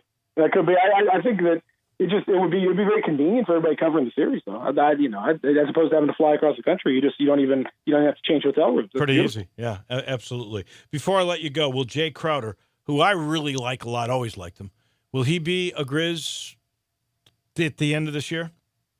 I think Jay Crowder is an interesting story. I like Jay Crowder, personally, nice guy, very funny after the game on Sunday when he demanded in the locker room, tongue in cheek, but he demanded that he get the media attention first rather than John Morant. Everyone was crowding around John Morant. And he's like, hey, I I'm not hit waiting it. for a rookie. I'm not waiting for a rookie. I hit the shot. I'm a veteran. If y'all want to talk to me, come talk to me now. Or I'm leaving. That's it. And so it was Jaws laughing, and so he's really come aboard well from a leadership standpoint and kind of joking with the players and all that stuff. That's been great. However, on the court, he's not been very good, honestly. Apart from that overtime, he hit a game-tying shot and a game-winning shot. Kudos to him for that. He has not been very good otherwise, and I think his demeanor and his reputation and his status helps him kind of slide by some of the scrutiny that's happened on the court. Of the starters, he's probably been the worst of the bunch. So I don't know. Like it makes it harder for the Grizzlies. If you're a little bit better, it would ease things a little bit for some of the younger players. That said, I think they like the off-court contributions and the leadership and kind of showing them how to be a professional. And that's the biggest thing that they want from him right now. This is not a year where the Grizzlies are all that concerned about winning games. I mean, they prefer to win games, but what they really want to do is develop a culture that can win games down the line. And as a part of that, he's very, very useful, even if he's not very useful in actually winning the games this year. He is Peter Edmiston. You listen to him every morning right here on Sports 66 with C.J. Hurd. Have a great weekend. Maybe I'll see you at the Liberty Bowl tomorrow. Are you not? You're not going to be down on game day? I am going to go down to game day. I am. I'm going to go there for the beginning. I don't know that I'm going to stick around to see Corso put on the Tiger head, and I'm sure he will, because otherwise Jerry Lawler's going to just absolutely cream him. Are you going to be there? Are you going to be there for Drew Barrett handing out beer and shots within 5 minutes of the 6 o'clock alarm going off? He's promised me hot chocolate, but without the schnapps. I don't know that he's going to have any of that. I don't think there's going to be any of those kinds of. I think it's all going to be strictly loaded. I don't think there's going to be any unloaded beverages with old Drew Barrett. I can tell you that. So it's all loaded. I'd be a little cautious there, Dave. You got to stay loose for game time. So you got to you should be fine if you start. You hit a few at 6 a.m. By the time 6 p.m. rolls around, getting close to kickoff, you ought to be ready to roll for the broadcast. At my age, Peter, one of those in the morning, and I'm dead at noon. I'm done. I'm done. Thank you, Pete. Fair enough. All right. See you Thank you. Have a good weekend. Dave, you got to stay for the whole thing. Now, that's the best part of it, is the last 5 minutes. Yeah, but that 3 hours is too long. Dave, let me ask you something. Did you go to see the movie The Titanic? Yeah. All right, you went to the movie knowing how it was going to finish, and you stayed to the end, didn't you? I did. Okay. But I was sitting in a warm space. Dave, we know people. There's skyboxes there tomorrow for people. What? I haven't even gotten a pass yet. The lady from ESPN is just ignoring me. Do you need me to call her for you, Dave? I think maybe if you got the pull. Is it still Carrie Potts? No, it's Anna. Anna something. Are you telling me Brett's going to have to get you in the champagne room here? Yeah, that's what I'm telling you. That's embarrassing. He underestimates his pull. Whoa, though, you've dropped. He downplays it. Well, I'll check my email. Maybe she's written me back. Man, Dave. Let me make some calls in the break. Yeah, well, that's it. Still haven't heard from her. Nothing. I got nothing. Butkus. Don't know what to do. I'll just go out there amongst the masses, watch how it starts, go crazy like they want you to, and then I'll retreat and watch the end at home. I want to see what it looks like on TV, too. You stayed to see the boat sink in the Titanic, but you're not going to stay to the end at game day. Well, there was a little twist and turn there, you knew how it was going to finish. The Titanic. You knew how it was going to end. I knew there was several that weren't making it. Jerry Lawler couldn't save that. No, not even Jerry. We got to take a break. When we come back, we will be joined by our friend, the coach. That, of course, is Glenn Rogers Jr. So many great high school football games. This is the last week of the regular season, and they've literally saved the best for last. MUS and Briarcrest. This portion of the show brought to you by Supercuts. Oh, Supercuts. That's the place you go to feel good. What do you mean, Willow, you feel good? You get your hair cut. Yeah, but you get your hair cut so well you look good. If you look good, you feel good. You follow my logic here? It's true. And you're always going to look good because details matter, and that's what they are the masters of. They know every cut and the details to every cut. All the new fashions. I don't care if you're my age in the 60s or if you're Drew, who's in his 20s. The cut's there for you that's going to make you look great. It really is.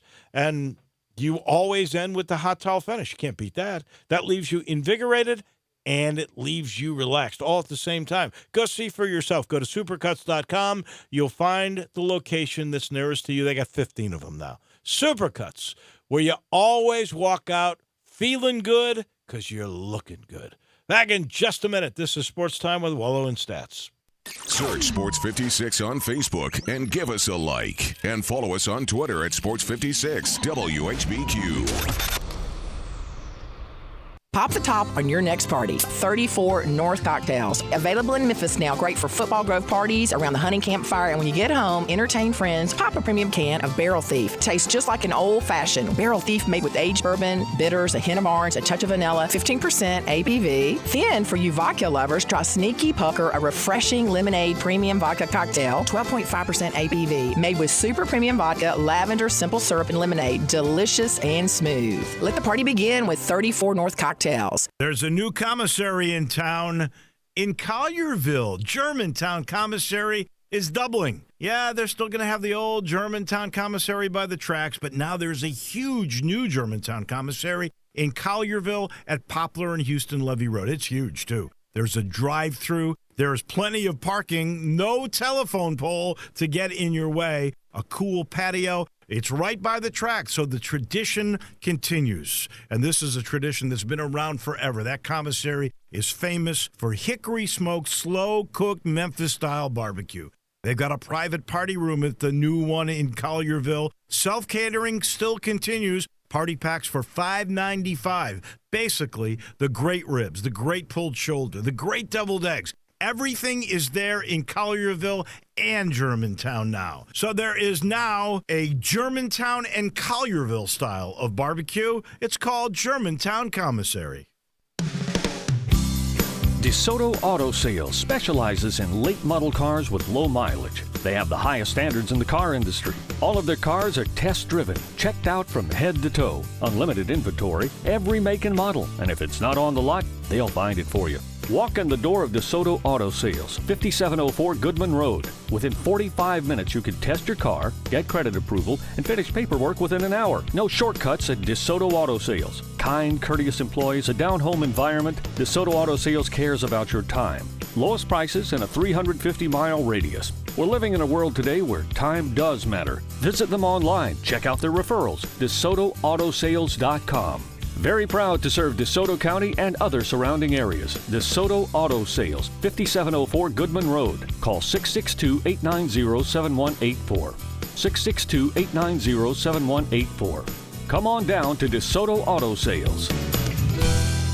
Your nationally ranked Memphis Tigers football team is back home on Saturday, November 2nd versus number 14 SMU in the primetime ABC slot at 6:30 p.m. Now, this is one of the biggest games in Memphis history, and it's time to show the nation what Memphis can do when the whole community stands together. This is our city, our team, and our stadium. Tickets start at just $20 and are available now at GoTigersGo.com. It's Memphis versus SMU, Saturday, November 2nd at 6:30 p.m. Sponsored by Conway Services and WMC5. Stripe up. Got something you want to get off your chest? You better have a backup plan. Want to join the conversation? Someone needs to tell him he has to grow up. Join us on the First Bank phone lines at 360-8255 or the First Bank text line at 67129. Now, more of Sports Time with Wolo and Stats. This hour of Sports Time is brought to you by Homer Skelton Hyundai. Here once again are Dave Woloshyn and Brett Norsworthy.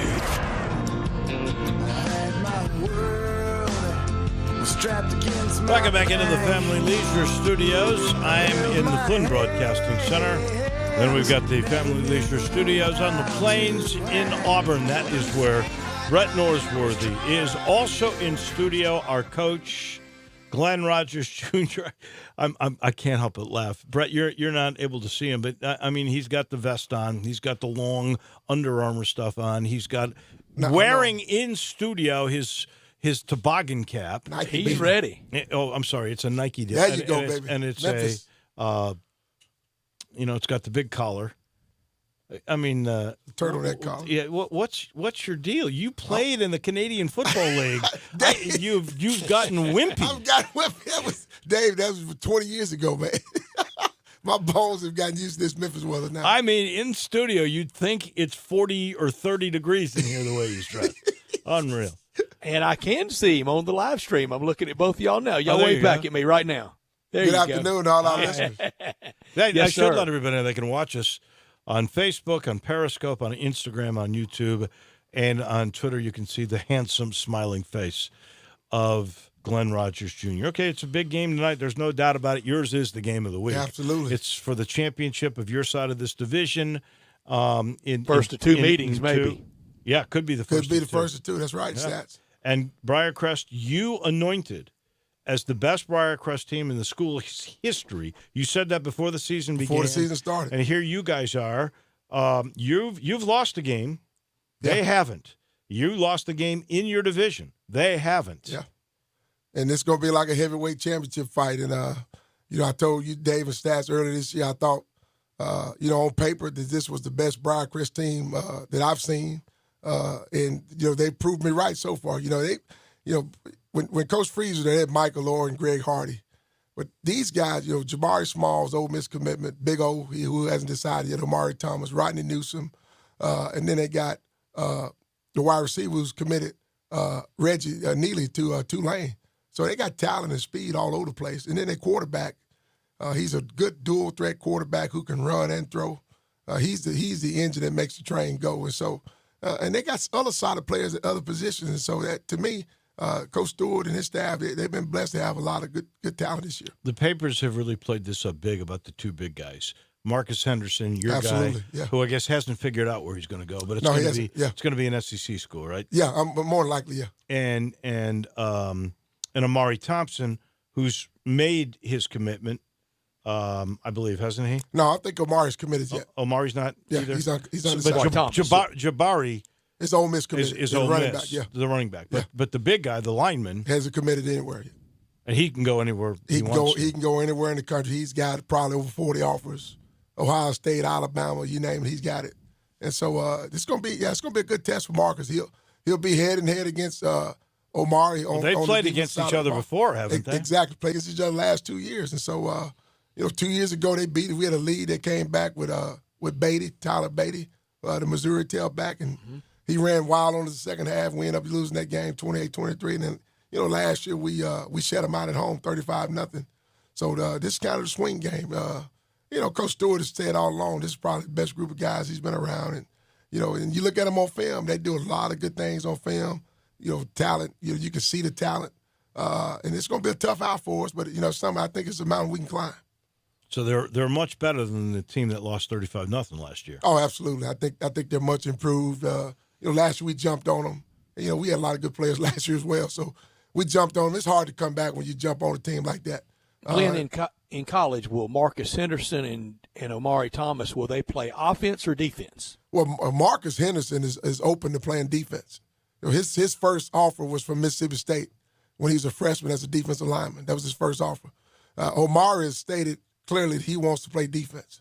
And so, but with Marcus, I think in college, if they were to move him to center or guard, to me that would be the perfect position for him, or the defensive line spot. Because he's very aggressive. Omari weighs 300 pounds, doesn't he? Yeah, and Marcus is 285. So there's a 15-pound advantage for Omari. At 300, he's a nose tackle, isn't he? Should be, yeah. But if he sheds some weight, they can move him to a defensive end. But if he stays 300 plus or 290. He'll be inside guy. He'll be a tackle or nose man. I know when you look at these guys, and I've seen so many coaches do this, they look at the hips, they look at how you move. How long their arms are. Long their arms are, feet. Right. Which for both these guys, Henderson and Thomas, where should they be playing? Where would their best chance to be an NFL player come from? Which side? I think with Omari, it'll be at the offensive tackle spot, to me. He's got great footwork. He's got excellent hands. He plays basketball, and he's a baseball. And he's a really good basketball player. And he played tennis. He played tennis this past fall, him and Rodney Newsom. My goodness, and so he's got tremendous feet. When I saw him in middle school, I was so impressed with his footwork on the basketball court, how light he was on his feet. And with Marcus Henderson, his best position is going to be either the defensive lineman or center or offensive guard. If he wants to get to the next level, it's going to be one of those three positions with Marcus. If I played tennis and played doubles with him, I want to be the baseline guy. I don't want that big guy behind me. You don't want him behind you. I don't want to be at the net, Glenn. Yeah, that's right. I wouldn't either. That'd be the only time you'd ever be on even terms with the guy. Exactly. What are the keys in this game? Both sides. Well, with us, we can't turn the ball over. It's going to be a little wet tonight. It's been raining the last few days. We got to be able to run the football and be stiff on defense. We cannot give up big plays tonight or either get off to a slow start. Last week against White Station, we got off to a slow start, turned the ball over. Then up in Pope John Paul 2 weeks ago, the second half we came out sluggish. We were up 23-6, and we came out sluggish, and they jumped on us. So we got to be consistent through the game, good, consistent. And then on their side of the ball, they're going to get the ball to their playmakers, Dave. We got to keep the ball out of Jabari Small's hands. He's a threat to go to the house, whether it's a kickoff return, a punt return, or in the backfield, or if they split him out at wide receiver. He's very dangerous. He's elusive. And then on the passing game, we got to keep 9 in the pocket. He can't escape because once he escapes, he's dangerous where he can run or pass. I think it's the first time I can remember, even though you lost a couple of years ago, most folks consider MUS the underdog in this game. Absolutely. With Briar Chris off to a 9-0 start, we struggle at times. I can see that. But, in our locker room, we got faith that we can get the job done. And I'm sure Coach Stewart is thinking the same way. So it's going to be like a heavyweight fight out there tonight. I hope a lot of fans get out and see it because it's some good high school football. The weather's going to be great. And you're going to see two real good teams going at it. Another really good team that has not lost this year is Houston High. Absolutely. They're at home against the Southwood team. They're favored to beat this team, but Southwind always has great athletes. Tough on defense. And physical. And is this the toughest Houston challenge? Probably so far until they've had I think early game in the year they had a tough challenge, but it'll be a tough night. Coach Slocum and Earl Lester, they're known for good hard-nosed defense. I'm sure they have a game plan to neutralize the running game. But I tell you, when you got them big bohemians up front that Houston has, and you got a little guy that can hide back there, when you got a little guy that's powerful that can hide, and then next thing you know, Lincoln Perry. Yeah, Lincoln Perry. Next thing you know, he's on the linebackers. That makes it a tough night. And so I think he's been doing an excellent job all year, hiding behind those big guys and then bursting out of there when he sees daylight. How do you keep him out of the next level? You got to make him bounce.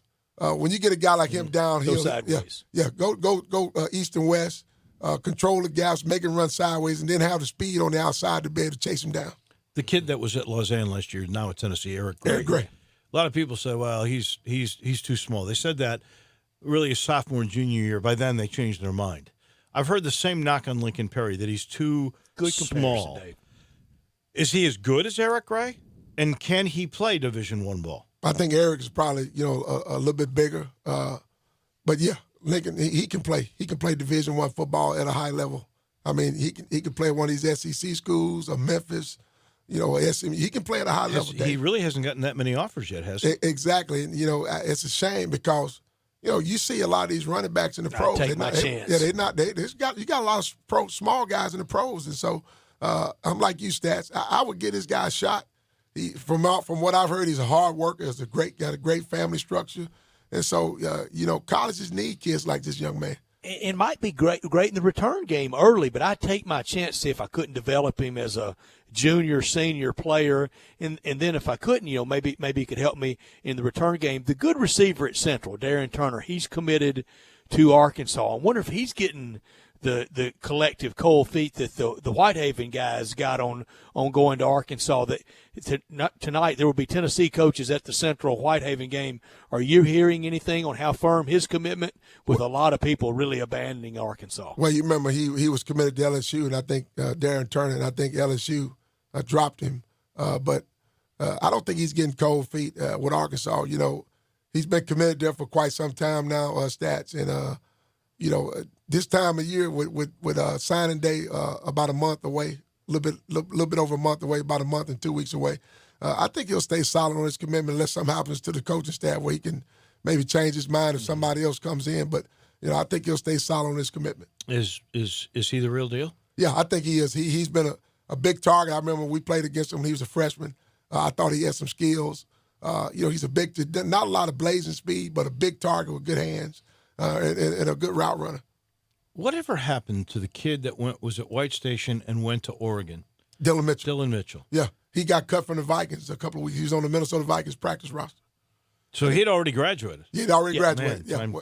He left school early, Dave. He left school a year early. That's what I thought. Which I thought he should have stayed. I thought if Dylan Mitchell stayed one more year, his draft stock would have went up. So true. Since Stats brings up Central Whitehaven, and I've got the feeling it's going to be a little tough night for Turner because he's got to go up against these Whitehaven athletes. Those linebackers are all going to Tennessee. They decommit two of them, or one of them at least decommitted from Arkansas. And the other one from Mississippi State. All three clearly a package now for Jeremy Pruitt.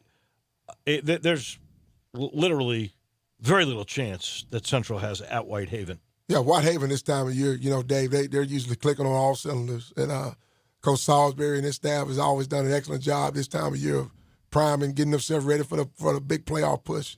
I don't see nothing different. I think they'll be ready to play. They won't take Central lightly. They'll probably come out and really try to establish themselves early. That way they can get some more guys in and try to get rested up for the playoffs next week. Been a long year for Central with a lot of promise. It has. And a lot of defections to West Memphis have really done in Major Wright and company. Another interesting game, Ridgeway, which always turns their year around as they get into league play. They're 5-4. They're up against a Kirby team that was state ranked. They were undefeated just a few weeks ago, and now they've lost a couple of games. They're 7-2. Those were league games they lost. This game may be closer than I originally thought it was going to be. Definitely, and like you said, Coach Sutton is one of the better coaches in his area. Always does an excellent job coming down the stretch because he plays a tough schedule.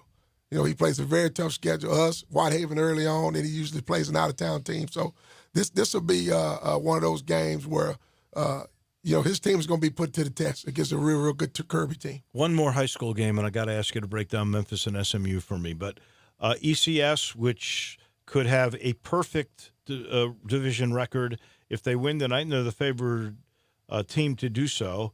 And this is the best ECS team I can remember in a long time. Since Jimmy Hines. Well, Jim Hines is back, isn't he?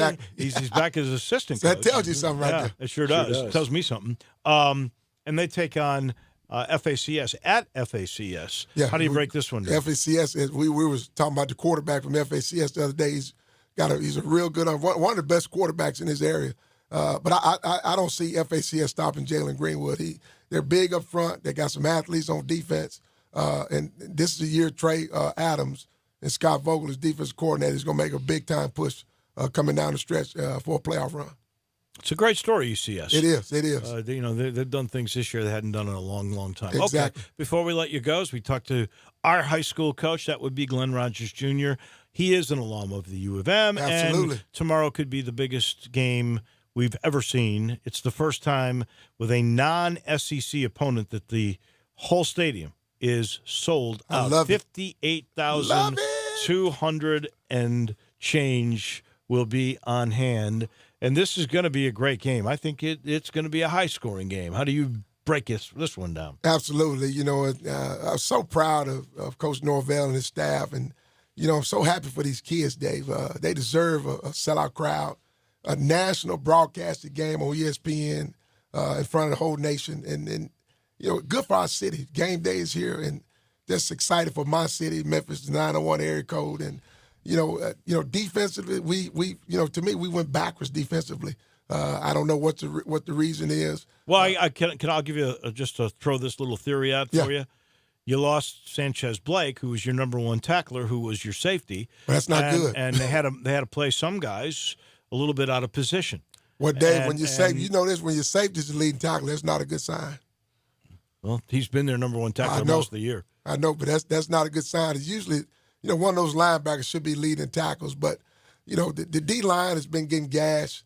The safety's making a lot of tackles. Shea Buechele, the quarterback that transferred from Texas, has been amazing.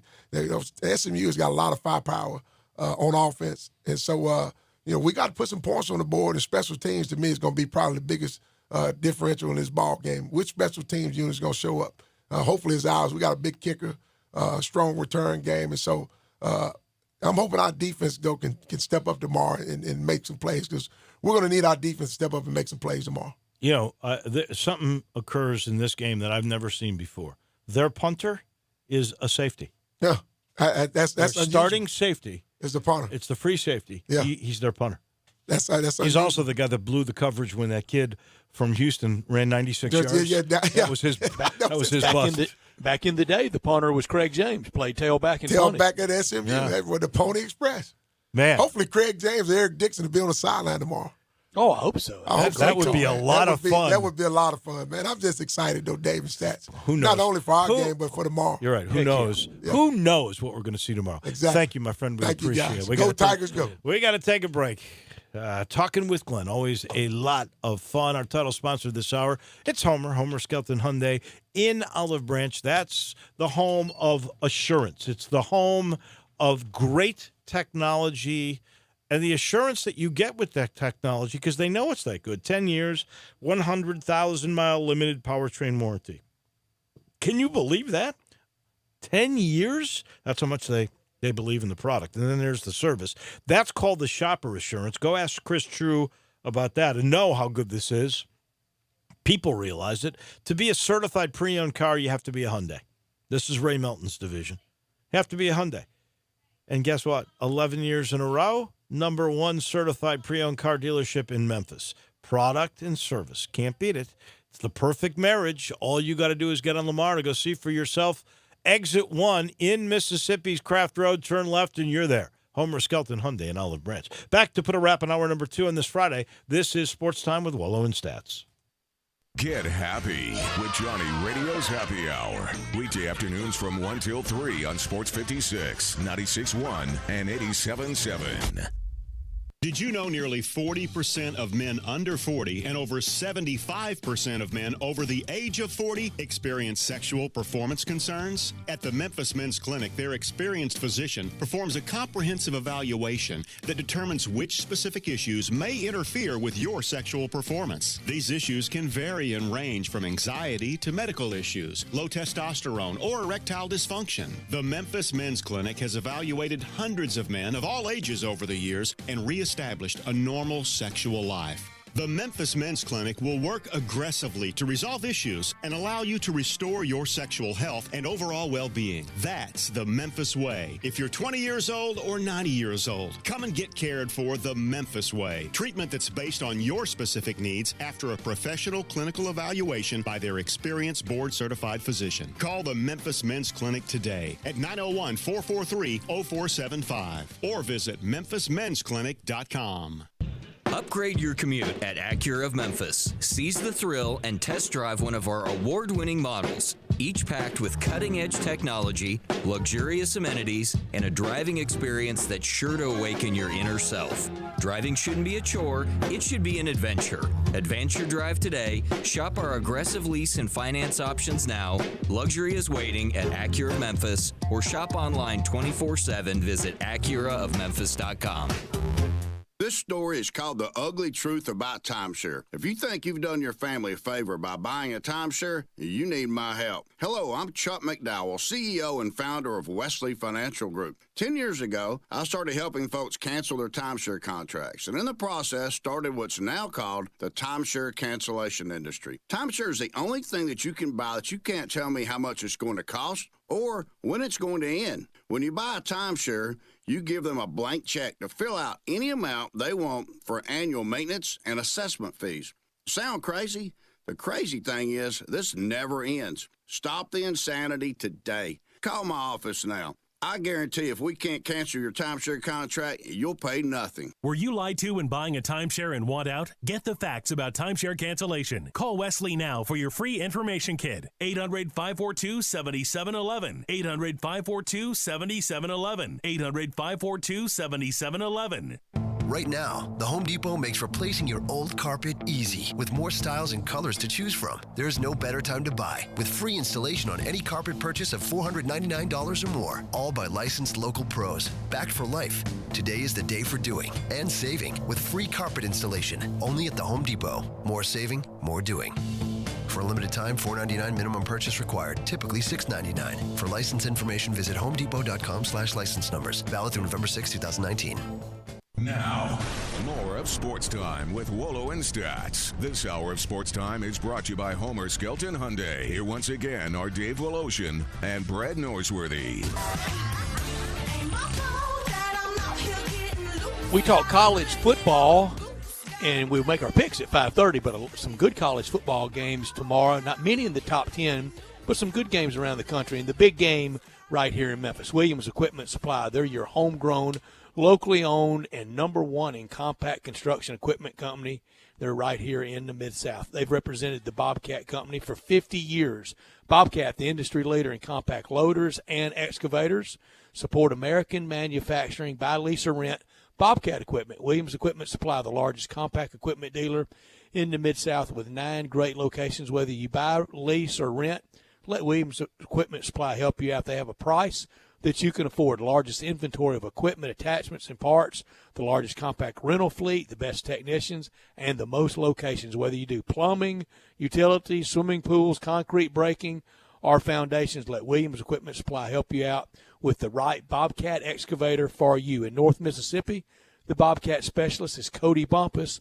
Cody's cell is 901-508-8739. In Memphis, the Memphis Bobcat specialist is Sam Watson.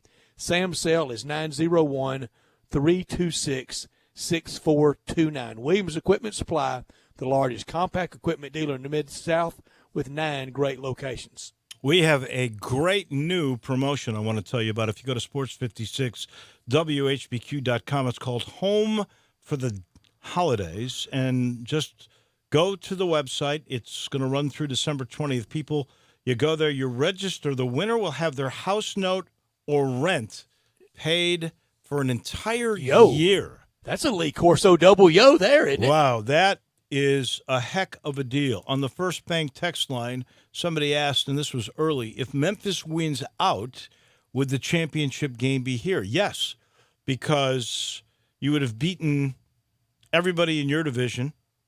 The only loss would be to Temple. You would have beaten Cincinnati. It just depends. If Temple were not to have another loss, then I guess they would have home field, but I don't think that's going to be the case. I don't think so I either, think Temple, actually, Temple's already lost once, right? They lost big to, who was it? Was it SMU? I'm trying to remember. Yeah, and it's just part of the just keep stacking it up for this program. Just keep adding to. Boy, I can't ever remember it like this. I've never seen it like this. Well, that's tomorrow, and we've had other moments. Can you imagine hosting an AAC Conference Championship game on Saturday, December 7th at the Liberty Bowl? That would be fun. And that just keep adding to it. That absolutely no boundaries for this program anymore, Dave. And by the way, somebody texted us that those free tickets that were donated by Ashley and George Johnson, those are gone. Tickets all gone.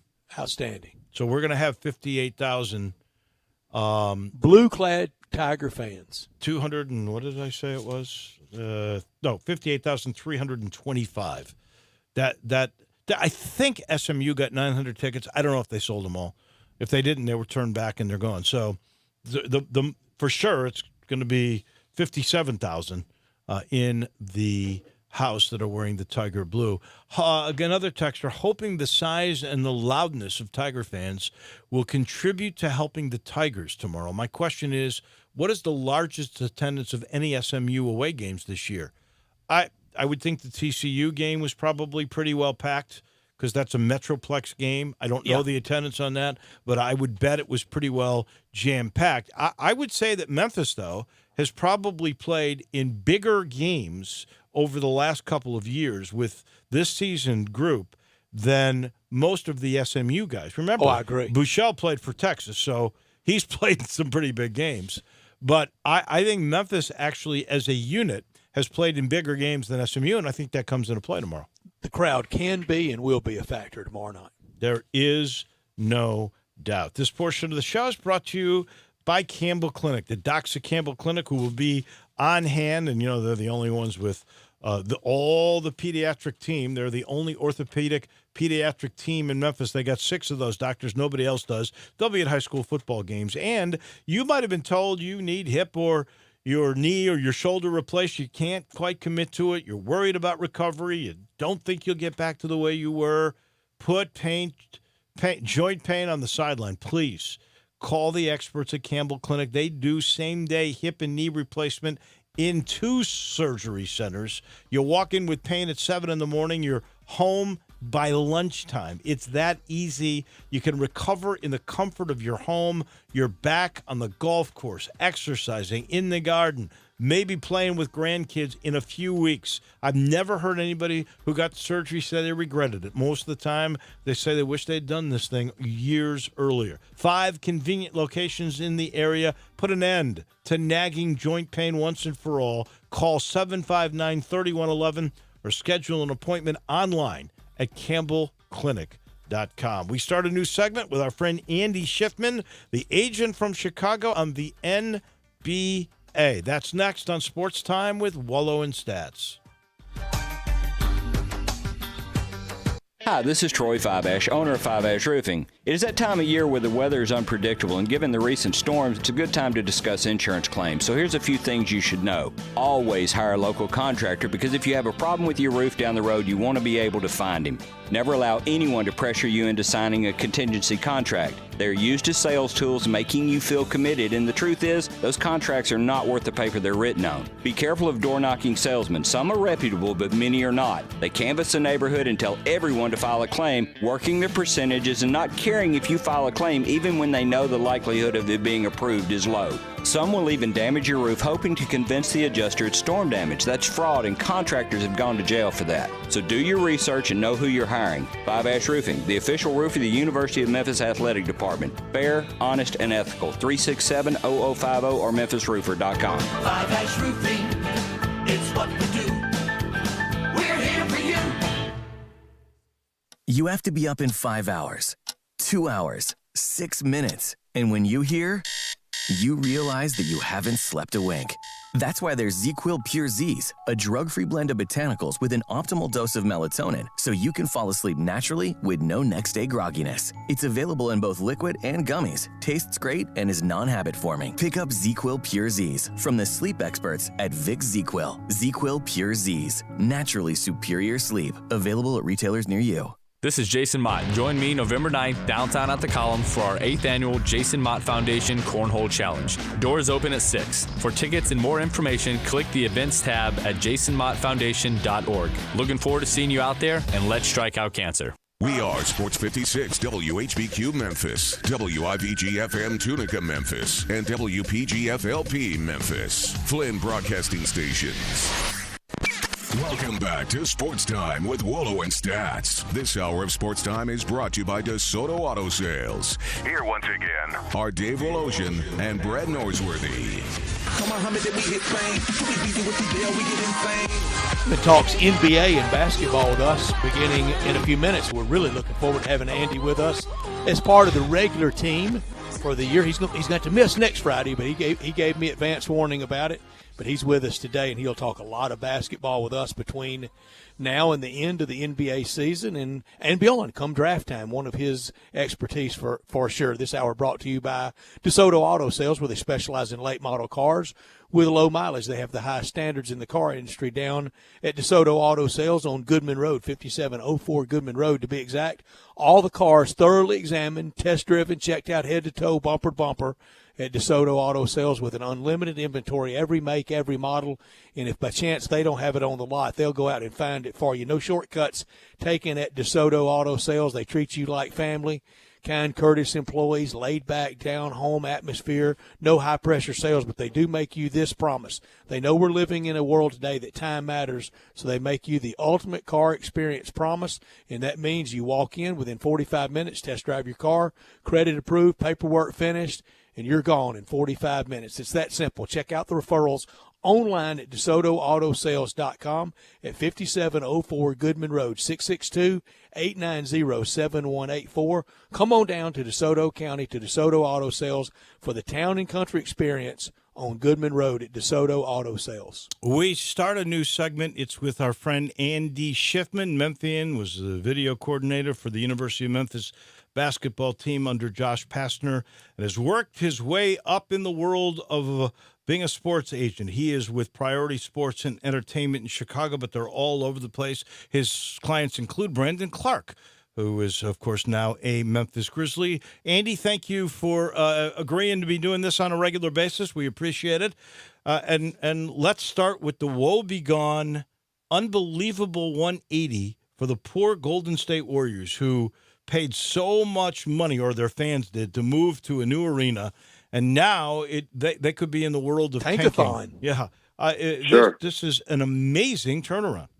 Yeah. Well, first off, hello to you both, and appreciate you both having me on, and looking forward to being a regular guest as well. Golden State, we actually represent Steve Kerr, so a little personal stake in it for me and everyone at Priority. It's very disappointing, and the news did not get better today. Now that Steph is going to be out for 3 months with a broken hand. Obviously, they're missing Clay. Kevin left. And what a lot of fans don't realize is financially they are strapped. They cannot go out there and spend money because they are right up against what's called the hard cap. And when they took on D'Angelo Russell in that sign and trade with Brooklyn over the summer, unfortunately there's a rule in the collective bargaining agreement that now makes them hard cap to where if they're right up against that certain ceiling, let's call it, they cannot go out there and spend money to bring someone in to replace Steph or to fill the gap while Clay's out, whatever the case may be. So they're going to have to stay afloat with what they have. They're obviously 1-3. It's not getting any brighter anytime soon. But if I'm a Golden State fan, hopefully I'm not feeling too entitled, because you can just look up in the ceiling and see all the championships they've already won and just be patient. But the biggest thing for them, if let's say they don't make it to the Western Conference Finals or they don't win a championship this season, they're going to have to invest a lot in the draft and draft very well. And just like Memphis did this past summer, accumulating a lot of assets for future summers, that's exactly the blueprint Golden State's going to have to follow. And then you continue to build the young guys you do have on your roster, and you also have Clay and Steph. If you can retain those guys, again, they can be right back there in the next season or the following season. It just might take a little time with these injuries. Correct me if I'm wrong. I recall that they actually traded away their 2020 first-round draft pick. I think it's protected. I don't know how far it's protected, but they'd have to be really bad to keep it, I think. Yeah, no, you're right. And the stars might align, and maybe they do keep it. If you're a Golden State fan, you don't want that to be the case necessarily, because it does mean that they're going to lose a lot of games. But no, you're right. But of course, look, there's so many things in the NBA market that will happen between now and February and the trade deadline, where they could definitely acquire another pick. And even next summer, when it comes to draft night, they can definitely acquire another pick that way. So they're going to have to come up with something and be creative if they don't go pretty far into the playoffs this year, much less even make the playoffs. Because, look, the West is extremely competitive. And I temper myself. I kind of keep my expectations in check when I see these teams that might be, quote-unquote, overachieving right now, like Phoenix and Dallas. But those are two surprises in the young NBA season, Dallas and Phoenix, two teams that no one really picked to make the playoffs. Andy, already fascinating to visit with you and you explaining that cap Golden State's up against. How many other teams are operating like that, and how many teams can really do that? We know in Memphis that we are constrained from maybe ever being able to deal like that. Well, in Memphis, there's certain, I would say, instances that trigger a hard cap, one of which is accepting a player in a sign and trade. Another is using more than what's called your, I believe, what's over the room mid-level. So if you use more of that amount, certain mid-level exceptions, it's not important for this conversation, but there are certain instances where a team can deal with another team or transact, let's call it, that will in turn trigger a hard cap. And so for Golden State, for example, the instance that triggered their hard cap is receiving a player in a sign and trade. So I believe Kevin Durant did the same thing. If I'm not mistaken, that would mean Brooklyn would have one. Not sure off the top of my head. I can't really remember. But reality is there's not many teams each summer that are hard capped. The tricky part that teams have to navigate around is what's called a luxury tax. And you can go well into the luxury tax and spend money even above and beyond what your hard cap would be if you don't have, if that hard cap does not apply. But teams like Oklahoma City, for example, they are right there in the luxury tax. So every dollar they spend on a player is actually triplicated, let's call it, because now they're paying money to the player, but they also have to pay a luxury tax to the league, which then gets dispersed at the end of the season to teams, under the tax and under the cap and things like that. So there are definitely teams every year that are more affected by the luxury tax, which, look, that curbs their spending. That handcuffs them being able to spend money during the season because it deters owners from wanting to go out there and sign more players because now they're paying, you sign a $2 million player, you might be actually paying $6 million for that player. And Golden State was in a really bad place because they had been in the luxury tax category for a couple of years. And correct me if I'm wrong here, but it becomes more penal each year you stay in the luxury tax. In other words, maybe you pay, and I'm just using this for reference, these numbers are probably not accurate, but you pay $1 for every dollar you spend the first year. The second year, it's $3 that you're in that tax. It's called the repeater tax. You're exactly right, Dave. And so it depends on how many years prior you've been in a luxury tax, and the rule is set up to encourage teams to find ways to save money, encourage player movement, things like that. But you're right. So if you're in the tax for year one, then every dollar you spend on the player and on your roster, you're going to pay $1 to the league in tax. And then I think it escalates up to maybe $1.50 and then up to like $2.25. So it's an escalating scale that really penalizes teams for continuing to spend that much more money. But on the flip side, if you are a team like Golden State that is a repeating tax team, what do you have to show for it? Championships. I do feel sorry for your client. I had no idea that Steve Kerr was your client. But I read this stat yesterday, and it was amazing to me.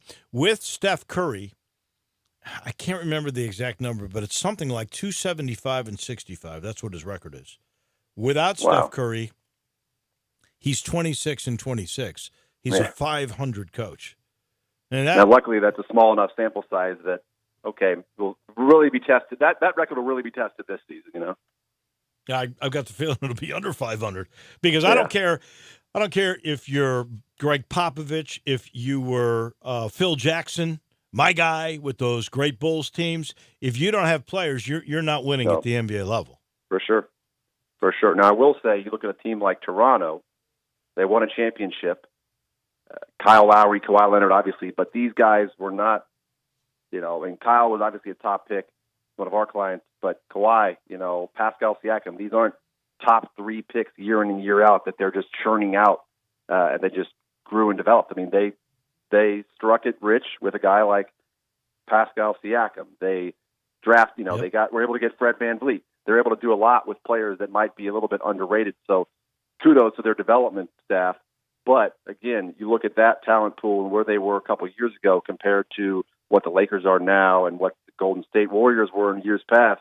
It's definitely possible to win without perennial superstar talent, because keep in mind, Kawhi wasn't quite that 3 years ago. He was definitely a superstar, but nowhere this level of winning an NBA championship and putting the Raptors on his back. Andy, do you like where the Grizzlies are? Because I do think finally they know where they are.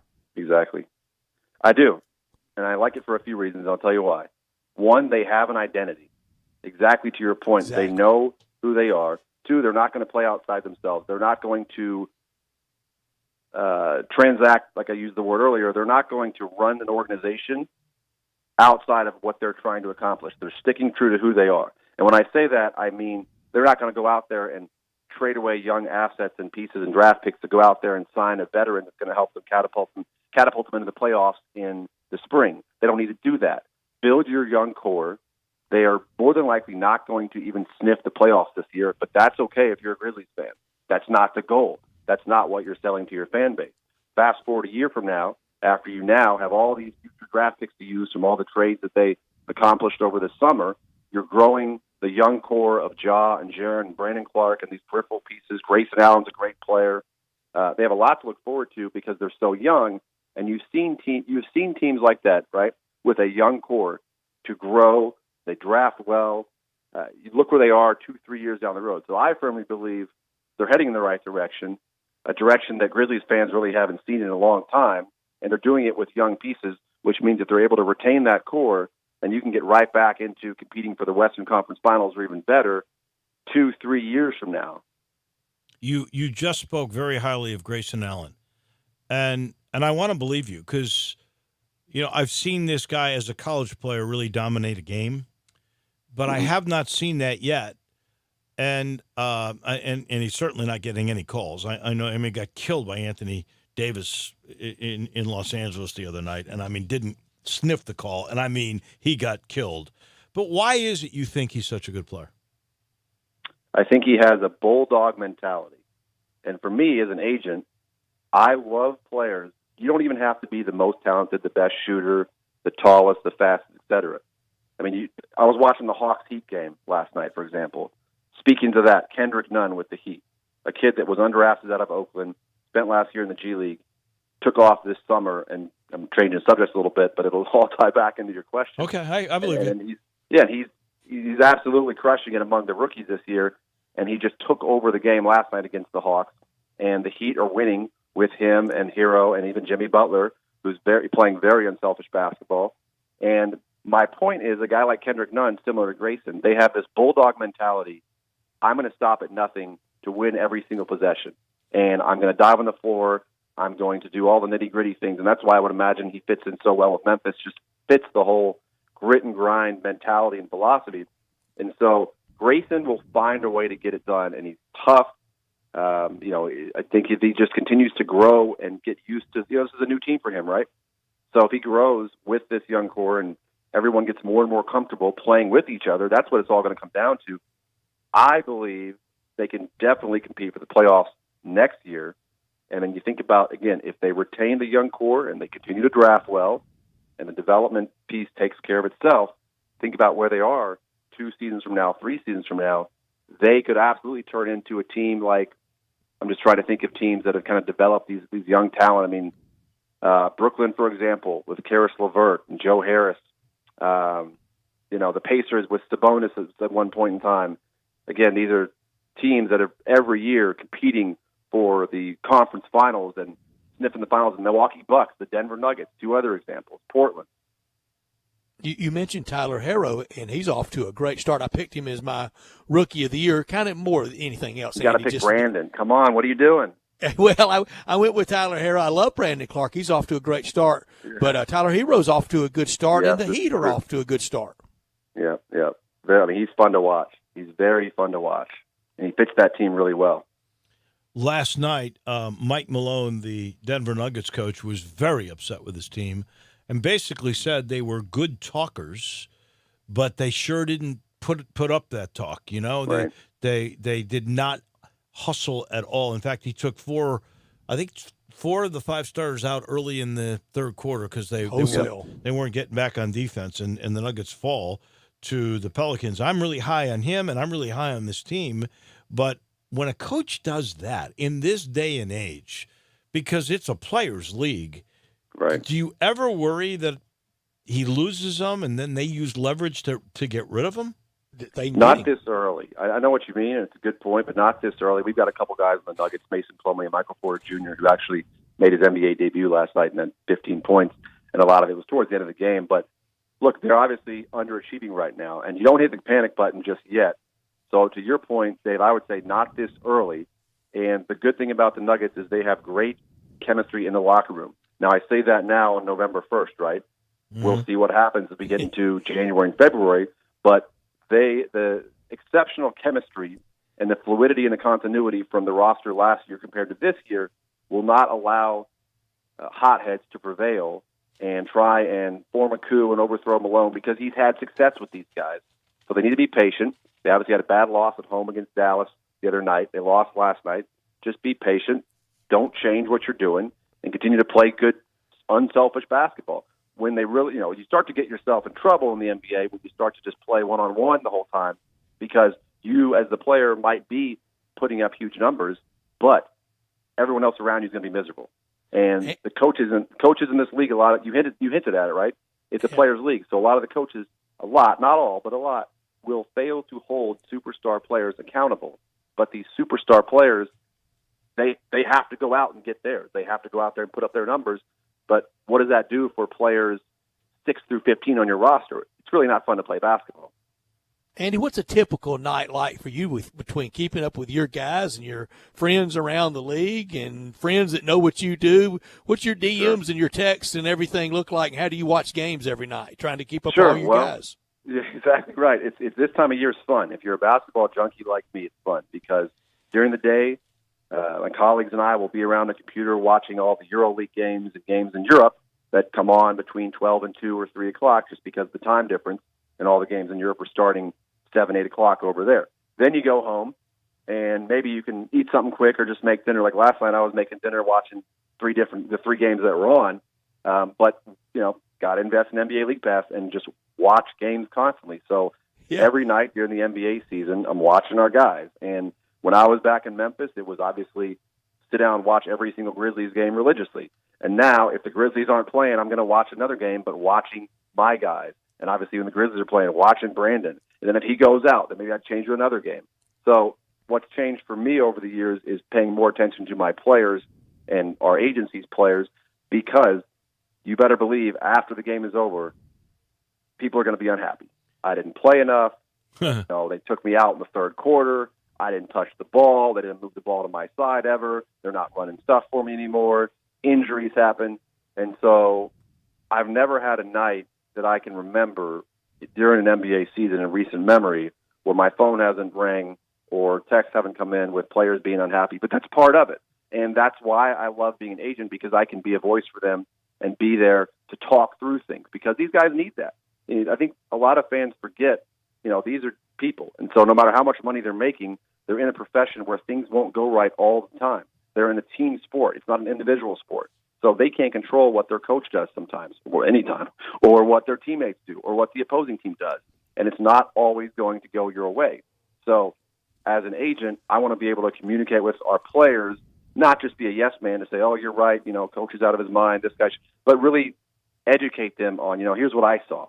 And the next morning, go in the office, putting together film, showing them, look at this possession, look at that possession. Because coaches will do that. But remember, if you're an NBA coach, you're coaching 15 players. Andy Schiffman is focused on that one individual player. Or really several. So I am assuming, based on what you just said, that most of the time you don't go to games. You're watching starting at 1 or 2 o'clock in the afternoon because of your connections and your players in the Euro leagues, or for that matter, in China. You're watching that, and then you go straight to that. And you got to watch college because you're looking for new talent to represent. Yep. There's very few, I would even call hours in the week that I'm not watching basketball. But you have to absolutely love basketball to succeed in this industry. I firmly believe that. And so you're right. I mean, I go to games here and there. I'm actually in Indianapolis tonight for the Pacers-Cavs game to see a few of our guys on each team. So locally, I do get to a lot of games between the Bulls, between Indianapolis, between Milwaukee, which is pretty close to Chicago. And then throughout the season, I'll make it a point to try and go visit each of my players, whether it's in the United States or whether it's over in China or Australia or Europe. I'm actually heading to France next week to see 4 of my guys in 3 different cities there. But, right, it never ends. Basketball is always, there's the slogan during the lockout, if you remember, that Nike put out, basketball never stops. And that absolutely holds true. It never stops. From the start of the season all the way up to the end of training camp, it's just cyclical. It never stops. But again, it goes back to loving what you do and having a passion for it, because you definitely watch your fair share of basketball. And to your point, you're watching G League games. You're watching games in China in the middle of the night. You're watching games in Europe and Australia during the day. You're watching a multitude of NBA games every night, not to mention college games and going to recruit.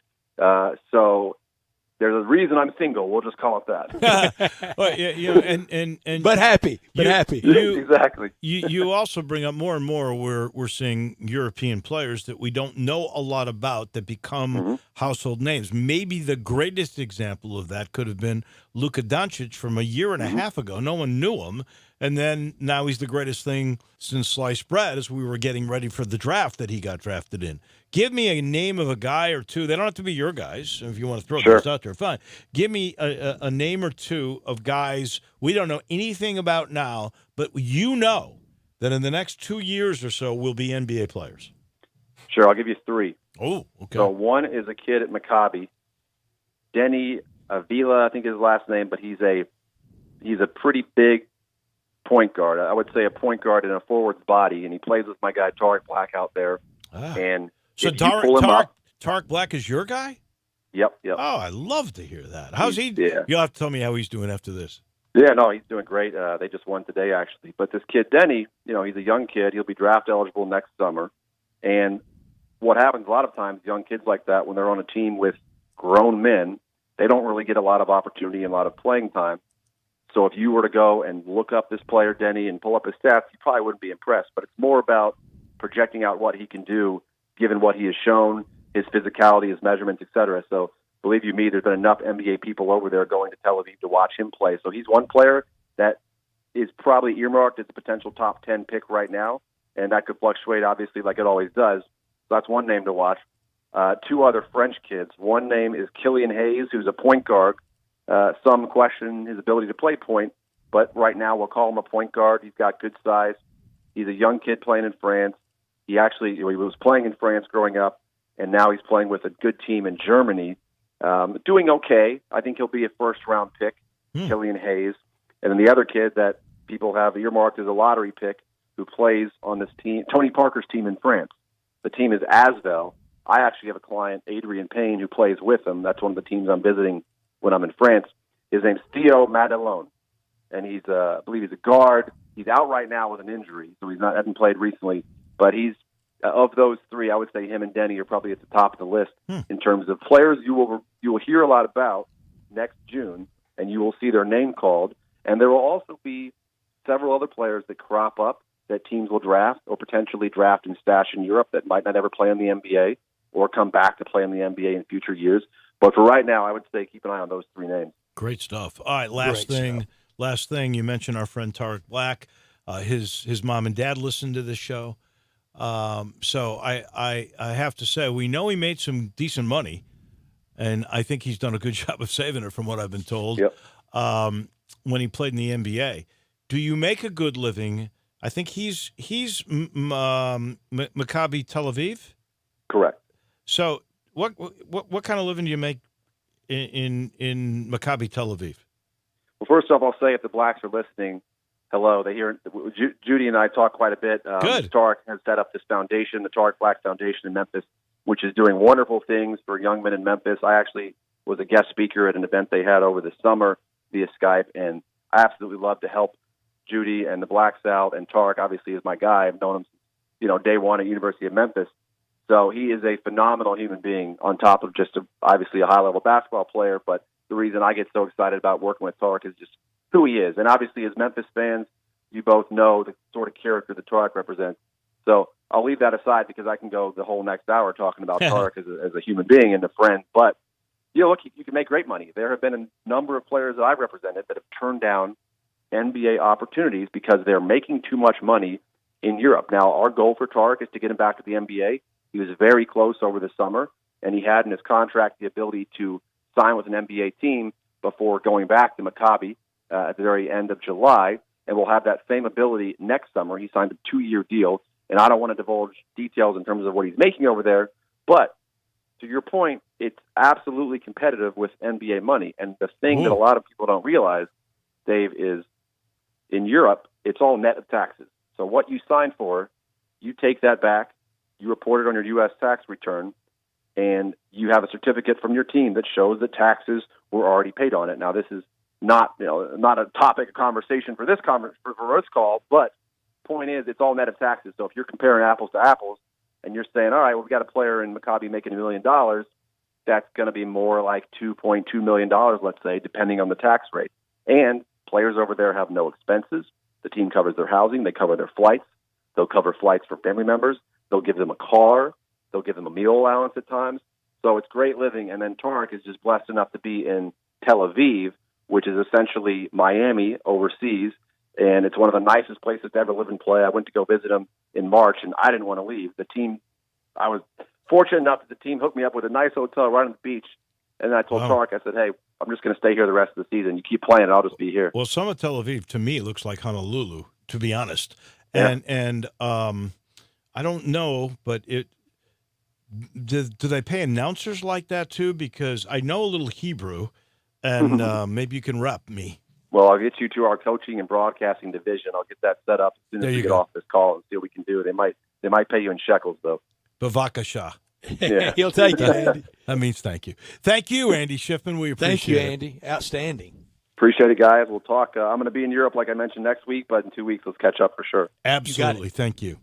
That is Andy Schiffman. He's brought to you by Homer Skelton Hyundai in Olive Branch. I talked already about the assurance, and well, you do. You get this product like the new Palisade, which can be an 8-seater that is so full of technology, and it lasts forever. This is why they give you a 10-year, 100,000-mile limited powertrain warranty on every new car. And then on top of that assurance, there is the Homer Skelton Shopper Assurance, where you get transparent pricing, you get flexible test drive, take the car for a day. Then when you want to buy, you're in and you're out. It's called the streamline process. And the best part is this, the 3-day worry-free exchange. Any buyer's remorse, it doesn't behave like it did when I test drove it, don't worry. Exchange the car. All you got to do to see the perfect marriage of technology and assurance and service is get on Lamar, first exit Mississippi Craft Road. Turn left, you're there. You're there at the place where they do business the way it should be done when it comes to automobiles. Homer Skelton Hyundai in Olive Branch. We take a break, and when we come back, it'll be time for the First National Bank and Trust Friday football forecast. This is where we try to figure out what lines are the right lines and how you can win. Back in a minute. This is Sports Time with Wallo and Stats. Sports 56 now has 2 FM homes. You can now find real sports talk on 96.1 as well as 87.7 on your FM dial.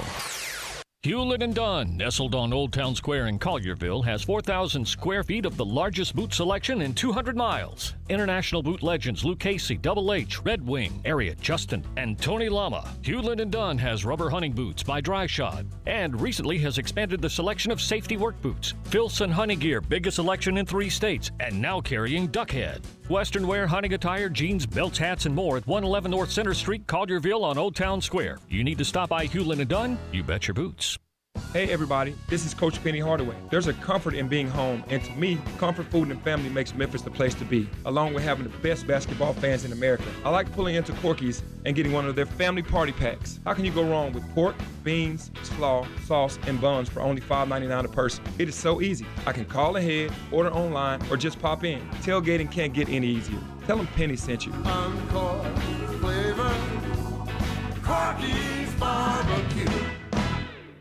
Hi, this is Troy Five-Ash, owner of Five-Ash Roofing. It is that time of year where the weather is unpredictable, and given the recent storms, it's a good time to discuss insurance claims. So here's a few things you should know. Always hire a local contractor, because if you have a problem with your roof down the road, you want to be able to find him.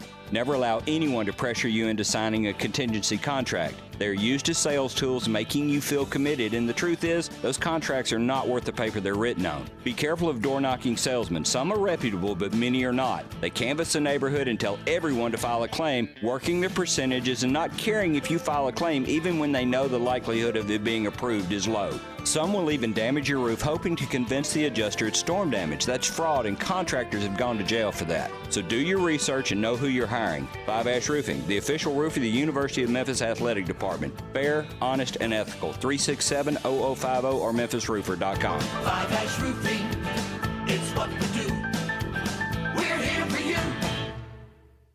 If you've always thought, hey, I'd look pretty good in a Lexus, well, guess what? Lexus thinks so too. Lexus is offering you the Golden Opportunity Sales Event. Great offers on all 2019 models and special lease options. Drive in luxury and confidence, knowing that every new Lexus comes with complimentary first and second maintenance services. Stop by Lexus of Memphis, 2600 Ridgeway, and put yourself in the driver's seat of an all-new 2019 flagship LS500. Hey, you look pretty good there. Lexus Golden Opportunity Sales Event at Lexus of Memphis. Experience amazing. Need physical therapy but don't know where to go? Tried physical therapy but had a bad experience? Grab your physician's referral and head to Revolution Physical Therapy at the corner of Goodman and Getwell. At Revolution PT, you'll get one-on-one, hands-on therapy. Better and more thorough than just going to the gym. Revolution is locally owned and staffed by neighbors who care about your maximum recovery. And they accept all major insurances. Certified in dry needling, expert in myofascial release. Always relaxed and friendly. Revolution Physical Therapy is just what you need. Got something you want to get off your chest? You better have a backup plan. Want to join the conversation? Someone needs to tell him he has to grow up. Join us on the First Bank phone lines at 360-8255 or the First Bank text line at 67129.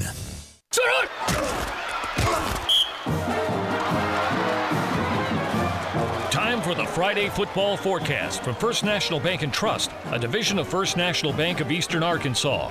For real estate, commercial, ag, hunting, and recreational, contact them at fnbt.com or 901-498-5763. Friday football forecast from First National Bank and Trust, a division of First National Bank of Eastern Arkansas.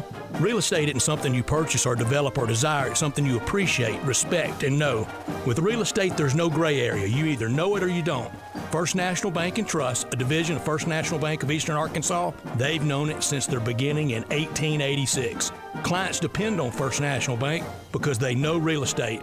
Brooks Winchester, Nick Sutton, and many more can assist you in your acquisition of that hunting land, farmland, a construction project. Let First National Bank and Trust make your dreams a reality. 775 Ridge Lake Boulevard, Suite 140 in Memphis, 901-498-5763 or fnbtmemphis.com. That's fnbtmemphis.com. For commercial real estate, residential construction, or recreational and agriculture financing, let First National Bank and Trust help you, a division of First National Bank of Eastern Arkansas, where I've had an account and been a friend my entire life. Into November action we go, and we start with the cocktail party tomorrow at 2:30 in Jacksonville, Georgia. A 6.5-point favorite over the Gators. Altogether now, world's largest outdoor cocktail party in Jacksonville on CBS at TIAA Bank Field. I'll call it the Gator Bowl the rest of my life. Every year since 1995, it's been held at the Gator Bowl Stadium, except for in 95 when it was being remodeled. And since 1933, they've been playing that game, except for that 1 year when it was being remodeled in Jacksonville. Georgia leads all time 52-43-2. And, Dave, here's one I know you'll love. 13 years in a row, the team that wins the rushing battle has won this game. That's why I like Georgia. I know Bruce likes Florida, and I think that's the way most people are going in this thing. Dave jumped on Georgia, didn't he, Drew? I like Georgia. I'll give 6.5 away. I think they're a team that is still trying to make up for the embarrassment to South Carolina. I still think they're a pretty good football team. I do too. I think it's going to be a low-scoring affair. I think it'll be a defensive game, and I like Georgia in that realm. And all it takes is a touchdown. I'm willing to give the 6.5 up. Certainly not fireable, and I don't think anybody serious would be saying this, but if Kirby loses this one, I won't say honeymoon over either, but this will be the first time when it's really done got real for him at Georgia. If he loses this one, it'll be the most criticism he's taken. So, Dave, you like Georgia laying the 6.5. Drew? I like Florida to cover, but Georgia to win. I think 6.5 is just too much. I think these are two evenly matched teams. I think Georgia wins, but it's by a field goal. I think you're both wrong. I think Florida wins straight up 22-21. Dan Mullen gets the win, and it starts for real with Kirby. Next game, Mississippi State 7.5-point favorite at Arkansas on the road, now or maybe never for Chad Morris. He's guaranteed the win. He hadn't won an SEC game, but he guarantees a win tomorrow. Mixed bag at quarterback really for both teams. 3 touchdown passes for Garrett Schrader in his third career start. last week, 150 yards rushing for Kylan Hill. I think they ought to give it to him about every single time in that game last week against Texas A&M for Kylan Hill. 28th year they've been playing each other in the SEC. For the Dogs and the Hogs, it's 16-10-1, Arkansas leading. 3 o'clock tomorrow in Fayetteville. Boy, it feels like must-win for both of these coaches. Dave, you pick first. This is one I'm torn with. I really felt Mississippi State was going to win this game for sure until I saw that news about Joe Moorhead not coming to Memphis. That makes me wonder if he's already on his way to Rutgers or to Boston College or some other place that he's rumored to be in the Northeast, which would make a big difference in this game. I just can't believe in Arkansas. And I'm not even sure that Chad Morris guarantee was really a guarantee. I think with the way he was saying it was really, I mean, it's different in a quote than it is when you're watching it, where he's going like, "Hey, we're going to play in this game." That was more the sense I got. Good.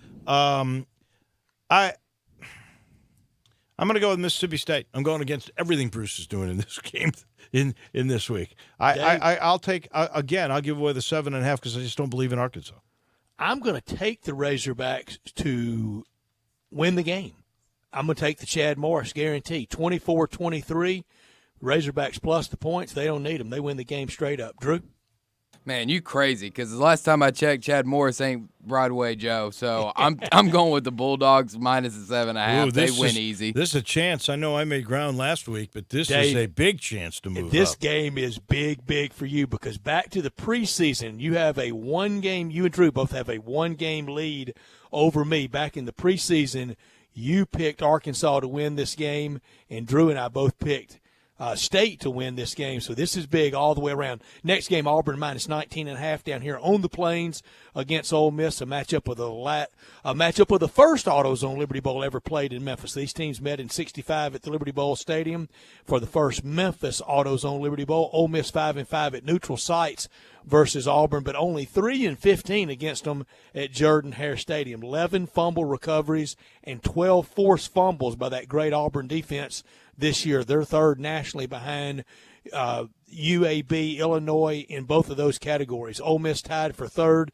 in the SEC with 13 team sacks. I think low scoring, but I think Auburn has enough to get there and to get over the 19.5. Dave? I'm in agreement with you. I said this with Bruce.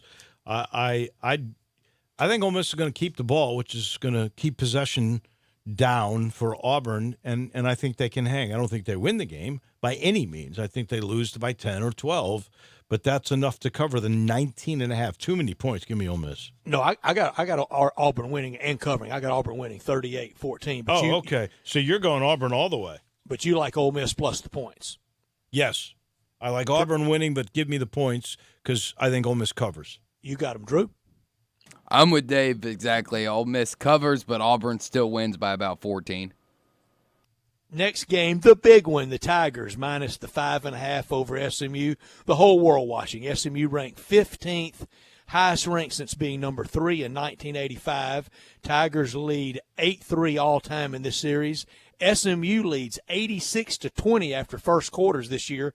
Keep that in mind tomorrow night. Tigers just stay square with them in the first quarter will be a good sign.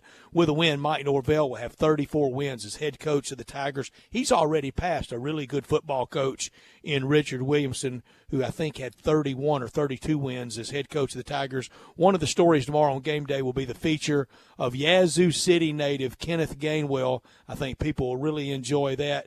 Yazoo City, most famous, I think, for the author Willie Morris being from there, Dave. But Kenneth Gainwell, he could knock the great author Willie Morris off for most famous resident ever from Yazoo City. Willie Morris once said about Yazoo City, or once said about Mississippi, rather, that Mississippi was too small to be a country, but too big to be an insane asylum.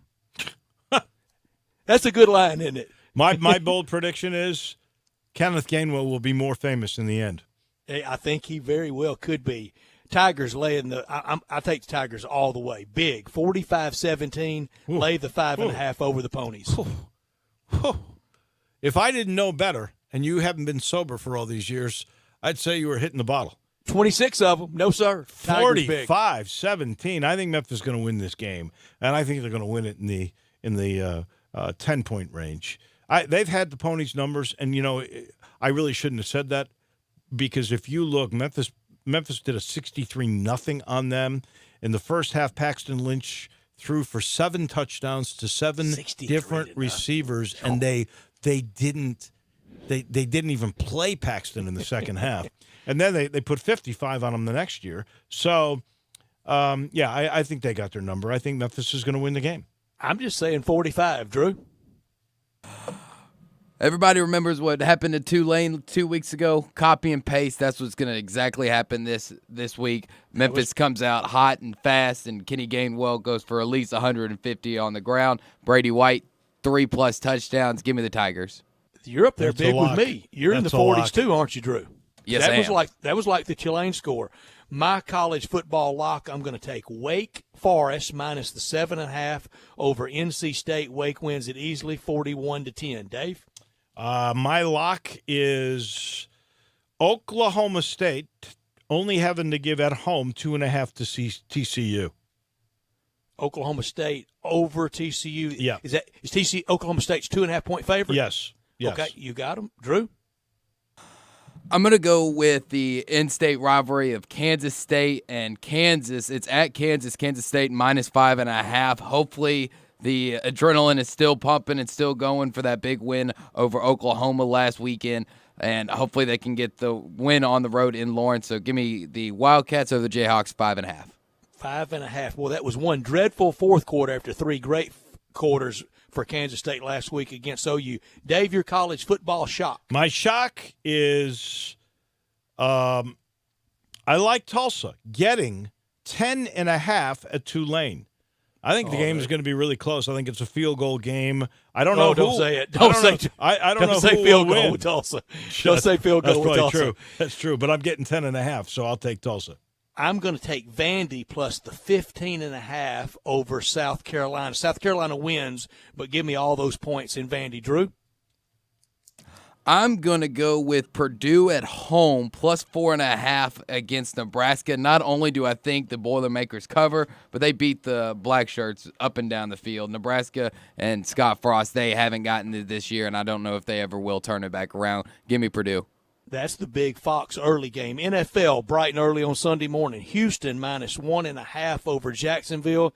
Give me men's sanity across the pond. Jacksonville, they don't need the point. Straight up 24-23 over the Texans. Dave? They're your Jags. They're my Texans. My Deshaun Watson, who should have been a Bear. You can't have all those guys. I'll take a minus 1.5. Give me Houston. Drew?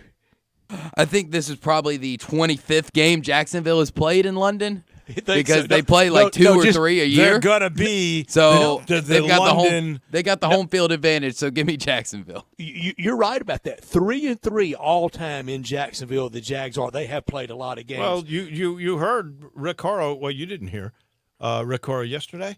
Wednesday. On Wednesday, he thinks that's the team that's going to London. Yeah. Philadelphia 5.5 over Dave's Bears. Well, it used to be Dave's Bears until he bolted on them. Till he told them to wave the white flag. Philly big 34-10. Lay the 5.5. Dave. They're my Bears, right? But I'm not stupid. This was the most overrated team going in. Trubisky and Nagy. That's a disastrous combination.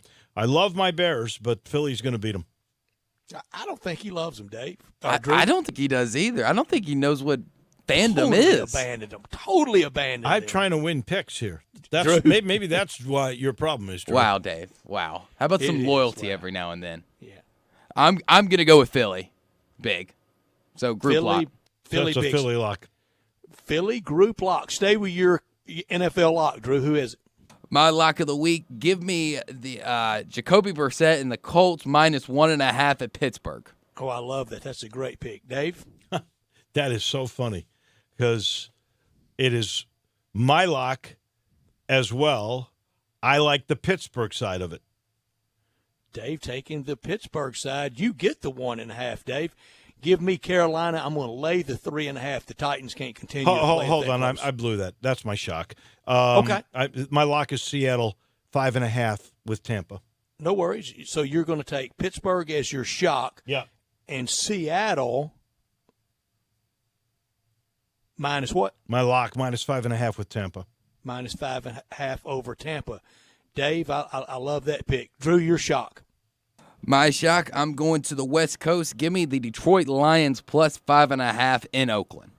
Detroit +5.5 over the Raiders. My NFL shock again. My lock was Carolina -3.5 over the Titans.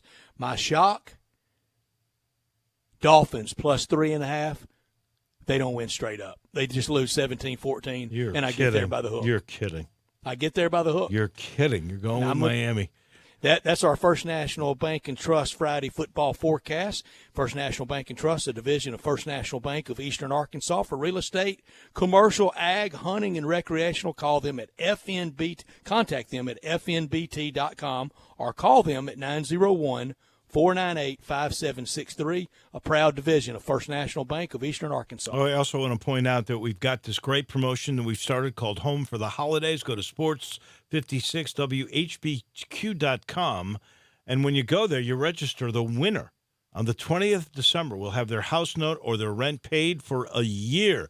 It's Happy Holidays from Sports 56. And this portion of the show brought to you by the Spirit Shop. You win that, you're going to want to celebrate. Maybe champagne, maybe some Prosecco, who knows? Maybe a really fine wine, a Caymus, a Silver Oak, maybe an Opus if you're really feeling good, or maybe you want something that is going to be a bargain, like a Cornerstone was several years ago. Now it's an expensive wine. Get in on the bottom floor because Eddie Connor and his family, they own the Spirit Shop. They know what's a bargain now that's going to be a big hit in a couple of years. They have it all. The finest of spirits, tequilas, gins, bourbons, and they've got those that are bargains too. Just walk through the door, 4848 Poplar Avenue. That's Poplar and St. Nick, and Eddie will take care of you. It's that little log cabin, but it's not so little inside. You'll be amazed at how much product there is inside, and we're going to be back there in a pretty timely fashion. I think we're going to be back there in the next few weeks. Always love to go. Always love to find the latest in accessories or the latest things like the canned cocktails. There's always something happening at the Spirit Shop, Poplar and St. Nick. We take a break. When we come back, we put a wrap on this week of Sports Time with Wallow and Stats. Take Sports 56 with you on your phone or tablet. Download our official Sports 56 app today. Hi, this is John Conway with Conway Services. With a family coming home for the holidays, are you going to be running out of hot water? Not with a tankless water heater from Conway Services. It may be time for a tankless water heater that never runs out of hot water. Conway Services is making now the perfect time to replace that old energy-guzzling tanked water heater with 24 months to pay, interest-free. Or I'll give you $250 for that old tanked water heater. These energy-saving models only heat the water you use, saving you money on your gas bill every month. Plus, no more worrying about that tank bursting in your attic either. And you know, with Conway Services, you'll be receiving our award-winning service every time. So call Conway Services, the Mid-South's premier tankless water heater professionals at 384-3511. That's 384-3511. And the first 30 callers with a 10-year-old water heater will come out and inspect it absolutely free. Call 384-3511. Conway Services. Call Conway today. Mid-South Power Distributors is your source for all things diesel. For more than 26 years, they've supplied all the diesel parts that you need. From simple repairs to complete overhauls, they have it all. Whether it's heavy, medium, light-duty, agricultural, marine, or off-road, Mid-South Power is the leading source for all things diesel. Fuel injection, turbochargers, engine parts, alternators, starters, and brakes, they can supply all the parts and services you need. Stop in today at 3250 Mill Branch Road in Memphis or call 901-396-0710. Hi friends, Bill Russell at Russell Brothers Jewelers, and this will be my 52nd Christmas offering the finest gifts of jewelry you can find anywhere in Memphis. Whether she's giving you hints about what would make her happy, or whether you're going to surprise her this year, let me invite you to join the thousands of Memphis men who have been putting beautiful gifts from Russell Brothers Jewelers under the tree for decades. Come see our wonderful selection of the finest gemstones, diamonds, sapphires, rubies, emeralds, and all the rest. Put them in rings, pendants, bracelets, and earrings. Let your imagination selection go and think inside that box, the Russell Brothers box. Like I said, we have a huge selection, but if you don't see what you're looking for, we specialize in custom design just for her. At Russell Brothers Jewelers, we take great pride in offering the very best to our customers, the very best in beauty, the very best in quality and value and service. Come see us at Russell Brothers Jewelers and let us help you be the very best Santa you can be. Russell Brothers Jewelers, 4646 Poplar at Perkins. The Vault on G.E. Patterson in South Main downtown has all your game day needs with 30 TVs. If your game is not on one of the 20 big screens, then sit in a booth with your own remote. The Vault has game day specials on pitchers, buckets of beer, and great food, which is the best thing about the Vault. This is not your normal sports bar. Chef Dirk Meitzler from On Tour and Cafe 621 has all his favorites like Chicken Newport and his new lobster enchilada. Open for lunch and dinner every day with lunch specials for $12 weekdays with a drink. The Vault on G.E. Patterson in South Main, your downtown place to eat, drink, and watch the game. Welcome back to Sports Time with Wolo and Stats. This hour of Sports Time is brought to you by DeSoto Auto Sales. Here once again are Dave Wolosian and Brad Norsworthy.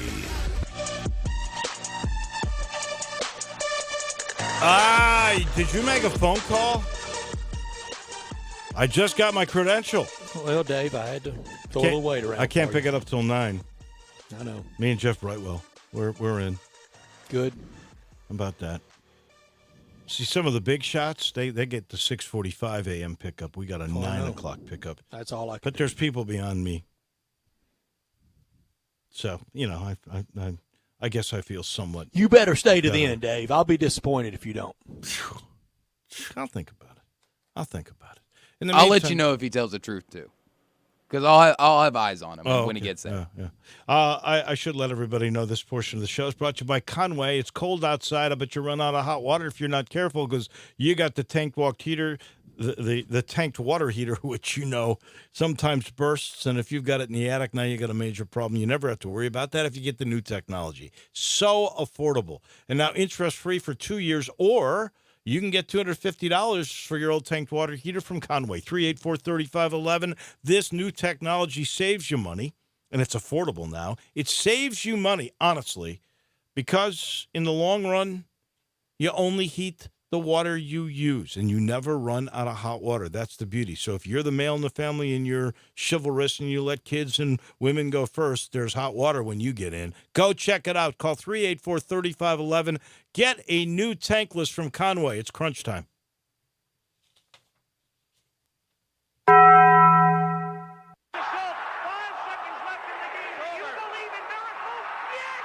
This is Geraldo. It is crunch time. You are looking live. It's crunch time. In your life, have you seen anything like that? We'll take questions again for the student athletes at this time, please. He's a professional. He's pretty classy for his age. In the crunch time, that's the frustrating part. Little Penny could make some appearances this year. Okay, I'm not huge into stats. Has it always been this way? It's crunch time, so I got a different mind state. What's happening, big dog? How you doing? Is this thing working? Immediately when the buzzer sounds, he lets out this shriek. You throw those ears for him, and he was in stroke mode. It's obviously crunch time. Time for Taco Bell Crunch Time. Taco Bell, home of the crispy tortilla chips, topped with a double portion of either seasoned beef or shredded chicken plus refried beans, nacho cheese sauce, reduced fat sour cream, guacamole, and a 3-cheese blend. Nachos Bel Grande, heaping portion of chips topped with ground beef, tomatoes, beans, nacho cheese sauce, and a dollop of sour cream. Taco Bell, home to great food you get on your way home real fast, and they bring you crunch time every day. Dave, I've learned that the time for partying, it's not over yet. Everybody enjoy Friday night all day tomorrow. And then the big, rabid, blue-clad only crowd, all Tiger fans there tomorrow night. The growth potential in football has always been there, and this may be the thing that really tips it over. It'd make budgeting, it'd make everything, life so much simpler if the Tigers could have crowds like this always. Be on display tomorrow night. A good chance for it. Can't wait. I learned the Nationals are going to go to the White House. South Lawn Monday, 12:15 Memphis time. What could you have done without quickly? Headlines around the NBA, China, free speech, arrest, KD out, Clay out, Steph out, Warriors tanking, several tanks already in play, and Joel Embiid, of course, nuts. it has really already been a rough start to the NBA. Here's what I learned. I learned that free agency in baseball is beginning, and Scott Boras, who likes to stretch things out, he's got Cole, Strasburg, and Rondon. It'll take a while Life's for good. all these big things to go. Thank you, Brett. Enjoy the call. We'll be listening tomorrow on our way to the ballpark ourselves. That'll do it for us. What I'm watching will be absolutely Beale Street early tomorrow morning, and who will Lee Corso pick as the pet head to put on his head? We'll all be watching. Then we'll see you tomorrow at the Liberty Bowl. Have a great weekend, everybody. You're in charge of hiring, and Indeed has solutions, like online skills tests, which let a candidate show that they're the right hire. We'll also have a dolphin chatter excitedly in front of the perfect candidate. Okay, there's no dolphin. But skills tests, that's a for sure. See why independent research by Silk Road shows Indeed delivers 3 times more hires than any other job site. Visit Indeed.com/promo today and get a free sponsored job upgrade on your first posting. Terms, conditions, and exclusions apply. If it's time for a new gun, rifle, or silencer, Tactical Guns and Gear in Collierville on Highway 72 is the best place to go. I promise they have the newest, most exciting selection of guns and silencers you could ever want. I don't care if you shoot for fun, hunt, or just need a gun for personal protection, Tactical Guns and Gear has the best selection of firearms around. The only one-stop silencer shop in Tennessee. In less than 10 minutes, they do all the paperwork. Take your photo, originate gun trust, take your prints electronically, and the best part, you never have to scan them again. Yes, silencers are legal. No special licensing, just a simple background check. Silencers don't make your firearms silent. They simply reduce noise for more enjoyable shooting, help protect against hearing loss, reduce recoil. It makes you more accurate. Best silencer place in the entire state of Tennessee, right here in Collierville. For all things guns and gear, ask for Jake or Jim at Tactical Guns and Gear on Highway 72 and tell them Eli says hi. Online at tacticalgunsandgear.com. If you need glass replaced, there's only one name you need to know: Benswanger Glass, the largest full-service glass company in the U.S. They've been an industry leader for over 125 years. For all your residential, commercial, or auto glass needs, Benswanger Glass is the name you need to know. 24-hour emergency service for all commercial customers, plus a nationwide warranty on all professionally installed glass. Visit Benswanger Glass in Midtown, located at 340 South Hollywood, across from the Liberty Bowl. Visit their website, benswangerglass.com. Benswanger Glass. I'm here with Robert Cox, kitchen manager of the Rendezvous Restaurant. Tell us about those great ribs at the Rendezvous. Rendezvous stands alone in a unique barbecue style, only found in Memphis, Tennessee. We don't smoke our ribs, we char-broil them. The guys cooking our ribs have been doing it for 30 years. Mr. Charlie Virgos taught the guys the technique himself, and still to this day, they teach newcomers that come in the door. After our ribs come out the pit, we pre-cut every order, so you easily can tear them apart. We based our ribs on a plate and sprinkle our seasoning all over them. So, Robert, are ribs what everyone comes to the Rendezvous for? The beef brisket is now our second best seller behind the ribs. We also have lamb riblets, half chicken, pork shoulder, chopped chicken, cheese and sausage plate. Nachos are fantastic. We also carry a Greek salad. The list goes on. Robert, where can we find out more about all of these great options? Our restaurant menu is online at hogsfly.com, and recently we just added our catering menu online. Mr. Charlie Virgos' Rendezvous Restaurant, a family-owned restaurant in downtown Memphis, in the alley since 1948. We are Sports 56 WHBQ Memphis, WIVG-FM Tunica Memphis, and WPG-FLP Memphis. Flynn Broadcasting Stations. One thing I've learned over the years, no matter what you're buying, the smart thing to do is to buy from someone who sells quality products, delivers great personal service, and knows their business inside and out because they have over 2 decades of experience. When you're talking about insurance, it's more important than ever because you're counting on your agent to come up with a policy that's exactly what you need from a company you can absolutely depend on, be there when you need him, and save money all at the same time. When you deal with William Glass or any of their staff at the Glass Group, you're not only in good hands, you'll find out that you can put the money a lot of insurance companies spend on advertising on the World Series or college football or basketball in your pocket while you enjoy first-rate coverage on your home, auto, and business with things like Rate Lock on your car. So you're not canceled for a wreck or a speeding ticket. Guaranteed replacement on your home and contents. earthquake coverage, and outstanding rates for business on workman's comp, commercial auto, and any other business need you may have.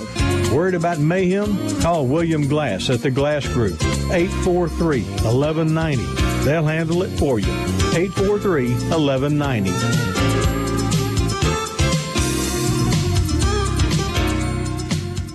When it comes to your pet, you want nothing but the best in boarding, daycare, and grooming, and we say thank you, Memphis, for voting Barks and Recreation #1 in Best Pet Grooming in this year's Memphis Most competition. We're also #1 in boarding with indoor-outdoor kennels so your family member can go in and out as they please, while they're being cared for by the best staff in Memphis, one that includes overnight staffing to ensure the safety and happiness of your pet 24 hours a day. And we're #1 in daycare with indoor and outdoor play areas, individual and group playtime, 4 walks a day, and small play groups to make sure that your pet gets the individual attention they deserve. Make your reservations now at barksdaycare.com or call us at 901-509-0909. Barks and Recreation, 965 Reddick Cove, between Bud Davis Cadillac and the Blue Plate Cafe in East Memphis. There are 2 or 3 things in life that you simply can't live without if you live in the Mid-South. One of them is air conditioning.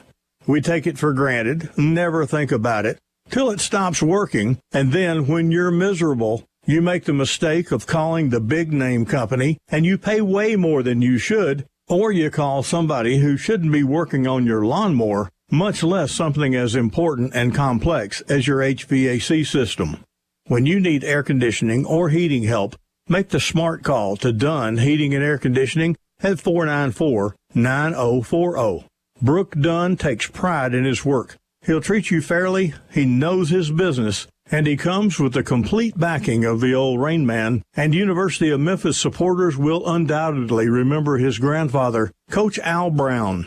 Dunn Heating and Air Conditioning, 494-9040. That's 494-9040. Did you know that paying a traffic ticket is an admission of guilt? It is, and it could result in higher insurance rates and add points to your driving record, which could result in your license being suspended or even revoked. It's amazing how simple things can turn into major problems, and it's why no matter what legal problem you may have, you need to know exactly what your rights and your options are. You need an attorney who is only interested in one thing, fighting for you, and I've got one for you, Chelsea Rainey. You can call her for a free, convenient phone consultation at 901-647-4861. Traffic tickets, driving while impaired, drug charges, misdemeanors, divorce. If you live in the Metro Memphis area and you've been accused of a crime, you need to speak to attorney Chelsea Rainey about your options and your legal rights. Chelsea Rainey is dedicated to advocating and protecting your rights. Your initial consultation is free, and attorney Chelsea Rainey is always on call, always available at 647-4861. That's 647-4861. You finally found it, the vehicle of your dreams. You know it's got everything you want, you just don't know the price. Until now, shop One Price pre-owned vehicles today at AutoNation Ford Wolf Chase. Now, every pre-owned vehicle is clearly marked with our lowest price, guaranteed. That means no negotiations, no pressure, just one low price. And every certified AutoNation pre-owned vehicle is inspected in 125 different places, so there's no worries. Plus, your purchase is protected with a money-back guarantee for 5 days or 250 miles, whichever comes first. And as America's largest automotive retailer, you can shop One Price pre-owned vehicles from over 250 stores coast to coast. That's something you can count on. Shop over 20,000 One Price pre-owned vehicles at AutoNation.com or visit AutoNation Ford Wolf Chase. Drive pink, drive safe, drive now. AutoNation. Certain terms, conditions, and restrictions may apply. See store for complete details. Southern Sports Report is being brought to you today in part by Gateway Tire and Service Centers, where there's always one thing you can count on. We go the distance for you. So before you hit the road for a trip across country or just across town, drop by any one of our 12 Memphis area locations. Whether it's tires or auto repair, you can always count on one thing. At Gateway Tire and Service Center, we go the distance for you. Memphis Sports Radio welcomes you to the following presentation of Southern Sports Report. The following program contains frank and honest commentary on sports. Listener discretion is advised.